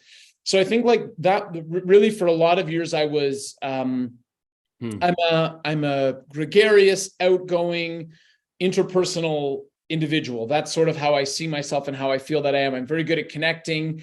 And it was sort of terrifying for me to become a manager. And I thought that it was very, very difficult. But what I learned over time is that being a manager is not that difficult, but setting the tone for the relationship is the most important piece. And once you ever since I've struck that balance, unfortunately, I had to let someone go 2 weeks ago. I was in Montreal on the way to the airport, and it was just like, in the past, it would have taken me 4 months to let that person go. And it was just like, in one moment, I knew that it wasn't right. And I just, hey, got a moment you're amazing. I really appreciate the great work that you've done. I don't think that this is the right fit.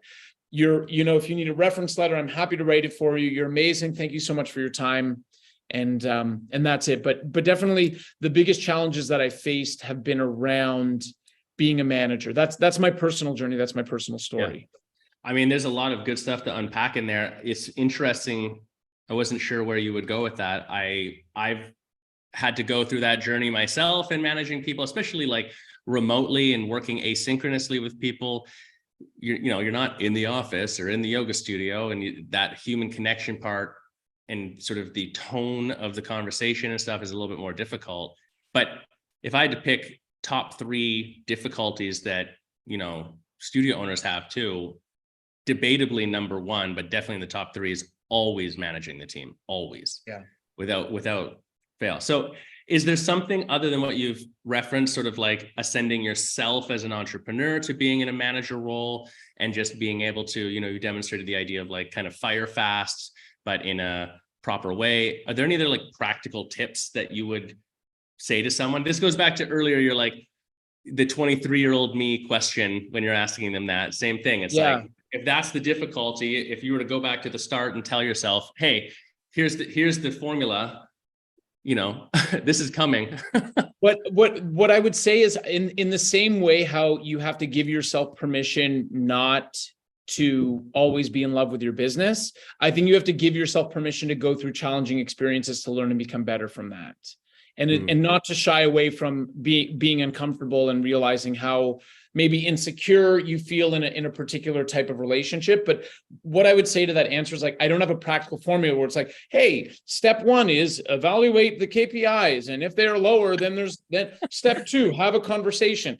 It's just experience. And honestly, something that's parallel but different, it's sort of like dating. The thing about dating is the more experience you have dating and the clearer you can be about what it is that you're looking for, the sooner you will know whether or not if the person you are with is the right person for you. And I think like what I can say is, I wouldn't even say that I'm a fire fast type of person, but I think it's just like, I've had so much experience. Your clarity on what it is. Of having, and also just accepting that point. Look, I think so much of life and business is acceptance, right? And when you accept that point, like, hey, it doesn't make me good and you bad, and it doesn't make you bad and me good or whatever. Neither of us are either. There's no judgment involved with either of this. The relationship just isn't working for the business. Right. And oh my God, I have a client who runs a studio and retreats, and they have had a studio manager for 5 years, and there's so much tension. Like, she was telling me about the relationship, and the whole time I'm like, oh my God, you have to fire this person. Right. You have to let this, just like, why are you doing this? Yeah. All of the markers of what a bad working relationship is, every single one was there. Obviously, I don't tell my client that. It's not my job to say who you should fire, but I'll say things like, well, you know what, in a healthy working relationship, usually there are boundaries, and they understand that you're the boss and you're allowed to tell them things, and you make decisions that are in the best interest of the company, and all those sorts of things. But my practical advice would just be repetition, and just go through it enough times so that you have a better perspective and clarity of it, and be not attaching judgment to it. And it doesn't have to be a certain way. Like, you letting someone go who you love and appreciate and you've worked with is something very beautiful. And it doesn't have to be, oh, this is so terrible and so sad, and I'm so like, hey, this was amazing, and whatever's up for you next is going to be even better, and whatever's up for me next is going to be a better. New chapter for both of us. Yeah. And every time that I let someone go, or if someone quits, because that's happened as well, I always say to myself in a very sincere way, I'm always like, I know the next person's going to be at least 1% better than that person was, because I've learned more about what the role is. I learned more what I need. I learned more of what the business needs. I learned more of what that person should be and what qualities they have and how they should act. And so just everything's always getting better. And that has to be the mindset. Yeah. I love that. And I think I agree with everything you're saying. And we hear these stories and see this stuff all the time, where it is a little unique if I zoom in specifically on the yoga industry. But all of boutique fitness, but specifically on the yoga industry, what sort of is put up with out of the niceness is mind-boggling. I mean, yes. If you go to any other industry and tell the stories, people are like, what the fuck are we talking about? Just, it's an interesting thing. So anyways, okay. Other thing that you said earlier was one of the skills that you really learned was networking. I'm super fascinated by this because, you and I have talked a lot about marketing, sales, and whatever else. I think about it for my business. And I think about like I know people that like their entire existence as an entrepreneur is solely based off of how good they are at networking. That has not been my skill set. Although the networking I have done throughout the years has certainly benefited my business. So talk to me about network. I mean, I know it has for yours too. Like, talk to me a little bit about networking, because I think that that's maybe an untapped focal point for a lot of entrepreneurs. For you and I operating online businesses, for the most part, you do have some services that you offer in person and some events like your summit that are in person. But look, again, going back to vision and what the goal for my business was. If the goal of my business was to grow my business and have it to be as big as possible, I would not be kite surfing in Brazil.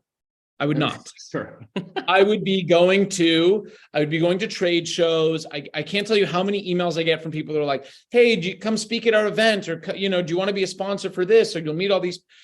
Like the best day I've ever had in the history of sales for my business was when I was at an event with a booth and just like there was a line of people buying packages of documents from me. So the first thing that I'd say about networking is that it's very, at least for us, and I can only speak for myself, I do the best job that I can, but I understand that there are specific limitations with what I can do in networking, and that is because of the lifestyle that I've chosen. Like, sure. I'm a 14-hour plane ride from anywhere remotely where any one of my clients are. I'm very, very, very far away, and I'm always. Even today, I had a call with someone who's putting on an event that they asked me to come speak at. And I was just like, I just say no. For me, if we talk about reverse engineering a business, and I will talk about networking, but for me, reverse engineering a business, the first question is, can I do this online? And if it's anything that's even remotely not online, like, oh, like come twice a year or speak. No, I just don't. I say no because I know for myself. Am I losing hundreds of thousands of dollars because of that? Yes. Am I cool with that? Totally. Like there's a beautiful sunset that's about to happen. I'm going to go with my dog to the beach. Then my friend is playing. He's playing at like a little sunset bar. Very, very cute. I'm going to get an acai bowl. Tonight there's a samba. I'm going to go dance with my friends. Like, this is what I've chosen for myself. I could have made a lot more money today than I did. That being said, networking is the absolute most important skill. And I'll just use it as an example. When I've a group of friends here in Brazil from Sao Paulo who are extremely successful, and everything that they do is based on who they know. So let's say if you're a yoga studio, if I was a yoga studio, let's say I had a yoga studio in Vancouver, British Columbia, probably I would spend 30% of my time being involved in the community and building relationships with people who know other people, with business owners, with food distributors, with restaurants, with like, that's really the best way, I think, to grow. Who you know, how much they like you, and how much they're willing to go to bat for you. And so I can talk about networking of how I do it at Conscious Counsel and how we do everything online. You try to find different ways to stay relevant and to be involved, because the truth is, like, I have a relationship with my family I'm really important to them. But even still, like, we have to work at it, and it's online and it's different, and same with my friends. So like, even with work people as well, like, how many emails can you send, right? To stay relevant, to be top of mind for someone. So as a result, like, I've started doing different things, and I'll share something that I found some success with recently. Anytime someone sends me a client, I get a referral. I write an email. I personally write a thank you email to the person. I say, hey, thank you for sending us person X. I'd like to make a donation to say thank you to you. Charity is a big part of it. So I'd like to make a donation to say thank you. Can you send an organization that you work with? And I can tell you, my intentions are doing that are to say thank you and very genuine and sincere. But every time I've done that, someone has come back to me and be like, oh, like, we also need this, or like, what about that? Or it's been a while since we had a webinar. So I think, we could talk about networking and how to communicate with people in a lot of different ways.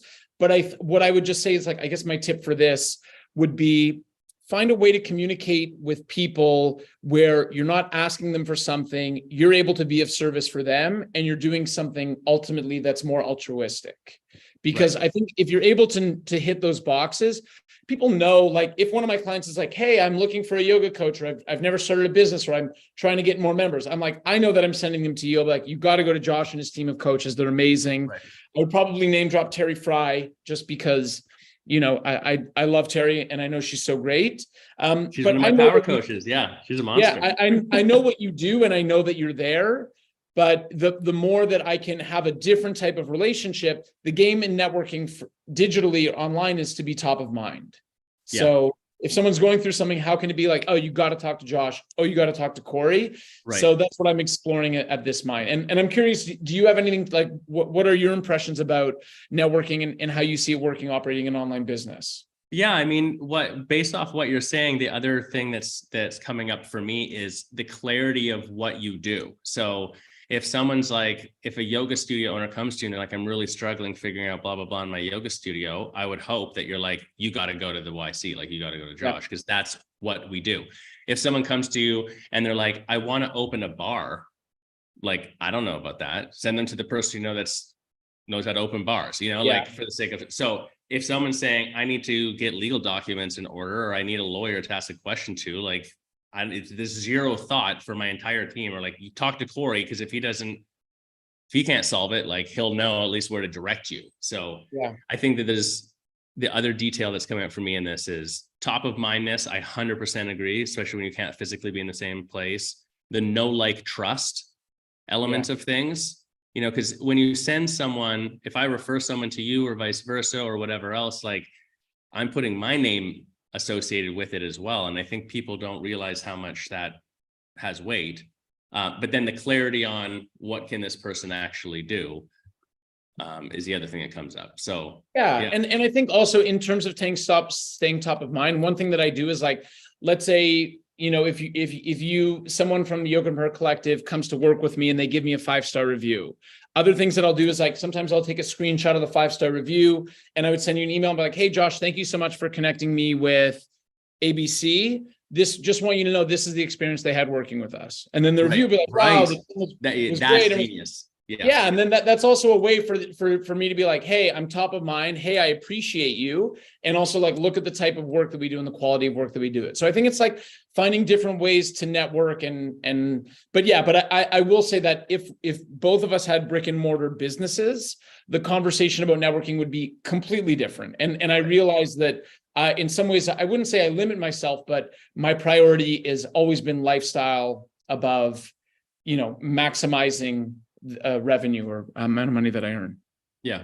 I mean, brick and mortar as well. I think it's an untapped, it's kind of like come full circle, where that was the thing you did. Like the first yoga studio I managed, you like joined the Rotary Club, and you joined, whatever the local business associations were, you joined them and you went to the events and stuff. And then that kind of fell out of favor. It seems maybe not as powerful, but I feel like it's coming back, where now if you were a new studio opening up today, I would say to go do that stuff, because it is what we're talking about, the who the cut through the noise, the whatever.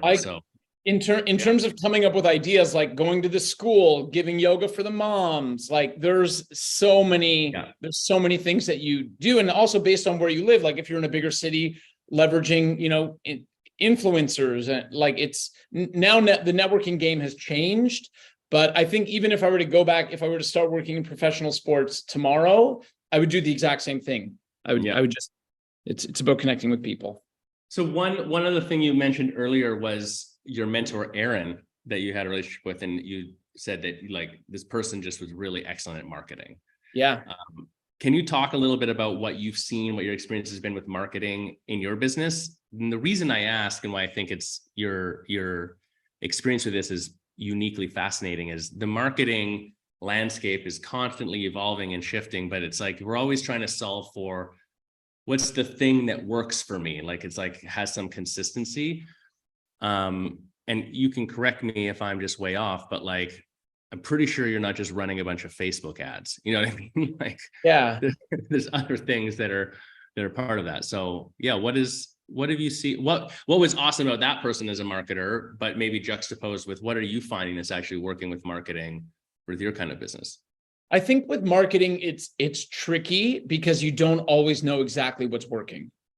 That's what I would say. Unless you're You're right that I think like maybe 2 months ago, we started running Facebook ads for the first time. Like we came up with a quiz or something like that. So I'm not the one to talk, especially about, I haven't done any paid advertising except some small things in the last little bit. So the first thing I say with marketing is that I think you have to find what your strengths and what you naturally like doing and what you feel comfortable and what suits your business, and become really, really good at that. And also like train your community to follow that type of marketing. So as an example, maybe 2 years ago, I worked with a coach named Vince Gabriel, who I love, and he's like an amazing email marketer.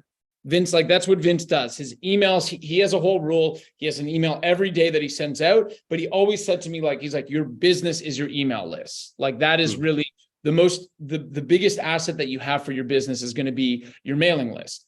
And so, cool, I follow Vince, I do all the things, and then the email becomes a really, really big part of the identity and how I communicate and what I share and how I share about myself, and also how we train people to work with us. So I'll give you an example about a change that we've gone through. That's an example of like in marketing, how you have to educate your community. So it used to be that we would send emails, and forever it was book a free 15-minute call with Cory. And so my calendar used to be filled all the time with, oh, I've got this question, I have this problem or this thing or whatever it is. And then I've been working with a new CMO for my business.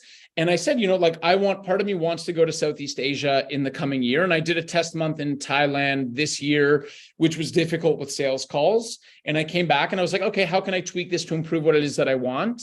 And now we built a store on the Conscious Counsel website. So now the call to action always is, like we'll tell a story about a type of agreement or a problem that we resolve for a client. And oh, hey, this particular item is on sale at our store. Click here to check out. You don't have to talk to Cory. You don't have to talk to anyone. And like probably it'll take some time because we're re-educating the community. But probably like in 12 months, it will never occur to people to have a 15-minute consultation call. Right. And instead like, oh, this is the problem and this is the solution. So I'm going to do that. So if I'm talking about marketing, for me, I've never, ever, ever been involved with social media, like maybe the first year, the first 2 years, but there's a lot of cool things that I do that I don't talk about social media. Again, that's a lifestyle choice. Like I don't want to really be on there. I think YouTube is very, very helpful, and we're getting ready to launch a YouTube channel. I think a podcast like what you're doing is something really helpful and something that interests me, but like, I don't know, for me, marketing, what I would say to everyone is like, choose what you really like and what you're good at, and also something that's a strength to your business. And then just teach your community how to interact with you on the platform that works best for you. It's a really good angle, actually. The idea of, if I'm paraphrasing or interpreting, what I'm hearing from you is pick the channel or the modality that you can stick to. Like you're legitimately interested in it, your voice comes through in it, you're going to be able to do it with consistency over time. And then on the parallel, I think the interesting takeaway is like you tell your community where they can participate with you. Like you're telling them. So rather than, because usually I think in the marketing world, we look at it like, well, are my people on Facebook or are they on TikTok, or like, are they Google searching stuff or what? Like we're looking at it from that angle, which has value, but rather than being like, no, I appear here, and like actually train them to go there to that spot. So I can see that. That's an interesting take. I think that it's a little refreshing, actually. Yeah. And again, for me, email email works for me in my business, because all the things I've talked about, reverse engineering, designing, like email addresses, there's inherent value in it. And maybe I'm so indoctrinated by my work with Vince and the success that I've had from working with him and seeing the success that he has as well. But like for me, getting an email address is like, then the game, it's also, this is how marketing works. When you have your channel and that that's what you're about, like I'm about email. I'm my email list. I'm about sending emails. That's how I'm going to direct people to my store. Then the game, you have clarity on the game, because now my game is how can I get as many of the best email addresses as possible? Because you put people through a sequence and then they get to know you, and the receipt, like it just automates. All of it takes care of itself. So I think that's the advice that I would give to someone. Don't sort of try to be a jack of all trades, master of none, and instead be like, hey, based on what where my people are, how they work, all those sorts of things. What is the one thing that I'm going to be really, really, really good at, and just double down on that. Yeah, no, I like it. And I've got to say, I'm on your email list. I open your emails, not all of them, but like your emails fall into the category of like, clearly there's some thought and whatever behind these. They have your voice in there, like the information's good. So it doesn't bother me for them to show up in my inbox. One little tangent thing, a common conversation that we have in coaching is people saying like, well, I don't want to send too many emails because I don't want to bother the people who are on my email list. And I'm like, if the emails you're sending can bother them, then the emails you're sending suck. Like it's not a don't send emails question. It's a put something in the email that when they do open it, they aren't annoyed by it. Don't spam them. Yeah. And email's so good because you can track everything, right? You can track your clicks. You can see, you know, more or less what's working. It's so manageable. So I'm on team email. So last couple of things here as we're coming towards the end. I mean, more personal, but you live a unique lifestyle as you've described, which I think is awesome. You have sort of clarity on what you want and get from that. So from an entrepreneurial standpoint, one of the conversations that I run into a lot is the idea of performance enhancing. So that can be anything from people supplementing to like, I'm part of the 5 a.m. club to I've got to do my yoga class every day. What for you is there? Do you have a routine? Do you have a thing that you use? Do you have a technique that you employ that like keeps you as an entrepreneur performing at your peak and feeling enthusiastic or good or whatever? Everything would be rooted to trying to establish the highest and most positive vibration possible.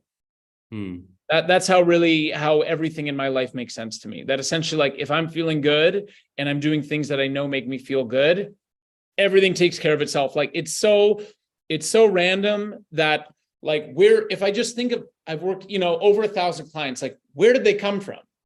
How did it happen? How, like, how does it randomly happen that this email shows up and this person pays and this thing?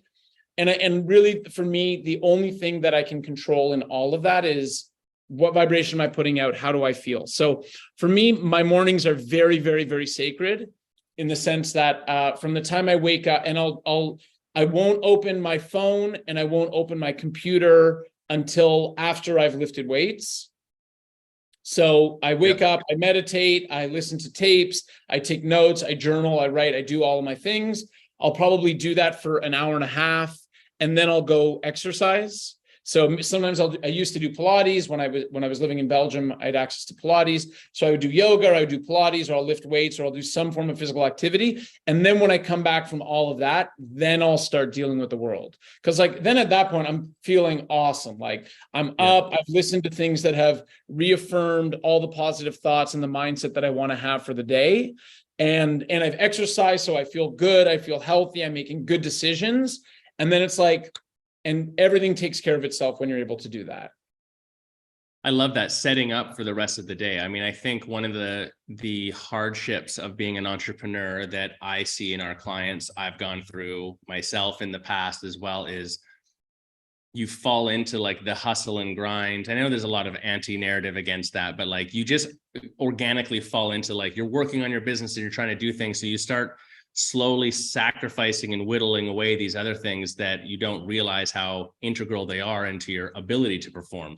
A simple example being, get up and have a proper routine for yourself to set yourself up, to do stuff. I know personally for a long time, I would just get up and like one eye it down to the computer and start working. And it didn't take long to be like, that does not fucking work. Like I put out some good work for an hour right then, because your brain wakes up and you're like on it, but then the rest of the day sucks and then you get grumpy. So, and then everything falls apart. So yeah, I like that.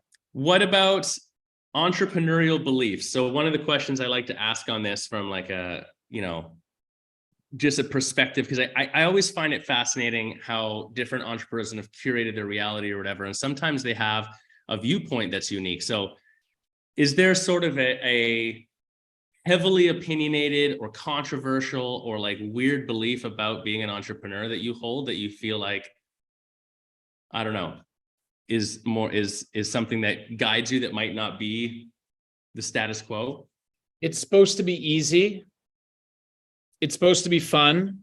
You don't have to work a lot of hours. There's abundance in the universe. Because there's abundance, all those other things are true. You're right. That is not, it's supposed to be easy and fun. What? Are you serious? Yeah, those are my beliefs. 100%. And everything's always working out. I love it. And also, like, you can also change anything every time. Like, I think the flexibility in perspective is so important. And I'll give an example. One of my clients is signing a massive lease. They've got 3 or 4 studios, and like, okay, I could have made it happen today, but my day I would have been super stressed. Everything you're talking about, this is me being real. I'm not like hiding behind my emails or my computer, but I brought my computer to the thing. I have to review this 70-page lease. We have a call for tonight. I end up seeing my friends who I haven't seen for a while. Now, this comes to the decision of like, what's going to make me feel best in my day. And I see them almost, and I just sat down and I actually like brought my computer out, and they're like, oh, they like brought the table. They're like, come sit, chatting. We're just having a great conversation. We're having an amazing time. And I realized and then I wanted to go kite surfing before our call, which was important to me because I try to kite surf every day. So I'm like, okay, now I can't read the lease. Send the client an email. Hey guys, I'm really sorry. The day slipped away from me. I'm going to get you something for tomorrow. And, I really appreciate you. And you have my word that you're going to be fully protected and fully satisfied by tomorrow. Like a lot of people in that situation will be like, oh no, like I won't hang out with my friends, or like, oh, I won't go kite surfing, or I won't, right. But you can change anything. And I think the biggest block is thinking that things need to be a certain way. And when you open them, you're like, oh, like, what if I just told them I'd get it to them by Monday? Like, maybe they don't care. That was like in the first year of my business, I was like super fixed, always has to be done right now, has to be whatever. And then there's a point where I was like, maybe I could just ask them. And I'd be like, hey, is it cool if I get, like I said, I was going to get this to you 17th. Can I get it to you by the 25th? Like that would make things so much easier for me. And like, you can ask, and 10% of the time the clients will be like, no, like I need this today. I'm like, cool, got you. Like, I'll get it, then I'm where I was anyways. But I guess the lesson is like, you can always ask to change things to be in your favor. And I don't work that many hours. Using my Austin pal, the truth is I don't work that many hours. But what I will say is, I think that I'm able to be successful on my own terms. I'm able to be successful and not work so many hours because I spend 3 hours in the morning journaling and writing and listen and reaffirming abundance in my life, and that things are working out for me, and that there's a stream of well-being that's flowing to me, and that the universe wants to support me and achieve it. Like, whatever you call it, whatever you want, I don't care. It works for me. And yeah, so being an entrepreneur is easy. You don't have to work that much. And there are just people who are waiting to work, there's a lineup of people who just want to work with you and want your services, and who will benefit so greatly from the support you give them. Mic drop. It's a perfect ending to it. There you have it. Cory Sterling himself. Entrepreneurship is fun and easy, and you can ask for what you need and want to curate the environment and situation. I love it. I agree. Manifestation is, a huge entrepreneurial conversation, but to simplify it down to exactly what you're saying, I think is poignant. So thanks, Cory. It's been awesome talking today. Obviously, we could keep going. I mean, I have 50 other questions, but, for the sake of not making everyone's head explode, thanks for coming on the show. How can listeners follow you, work with you, find out more about you? Where should they go to get into contact if they need help with anything legal related? Our Instagram is Conscious Counsel. You could go to Google and type in Conscious Counsel. You could go to our website, consciouscounsel.ca. And yeah, also if anything that I spoke about resonates, my email address is Cory@consciouscounsel.ca, Cory at Conscious Counsel, CONSCIOUSCOUNSEL.ca. There we go. I'm able to spell it. Or just look up. It is hard to spell for me. I always spell it wrong the first time. Yeah, no, it's tricky. It's tricky, but it's my favorite name. But say hi to me, and Josh, thank you for the opportunity, bro. I love you, and you're one of my heroes, one of my entrepreneurial superheroes. So thanks for the opportunity to chat, bro. You blow me up. I appreciate you, Cory. Thanks so much. For anyone listening to this after the fact, go check out Cory's website. Law is fun as well. And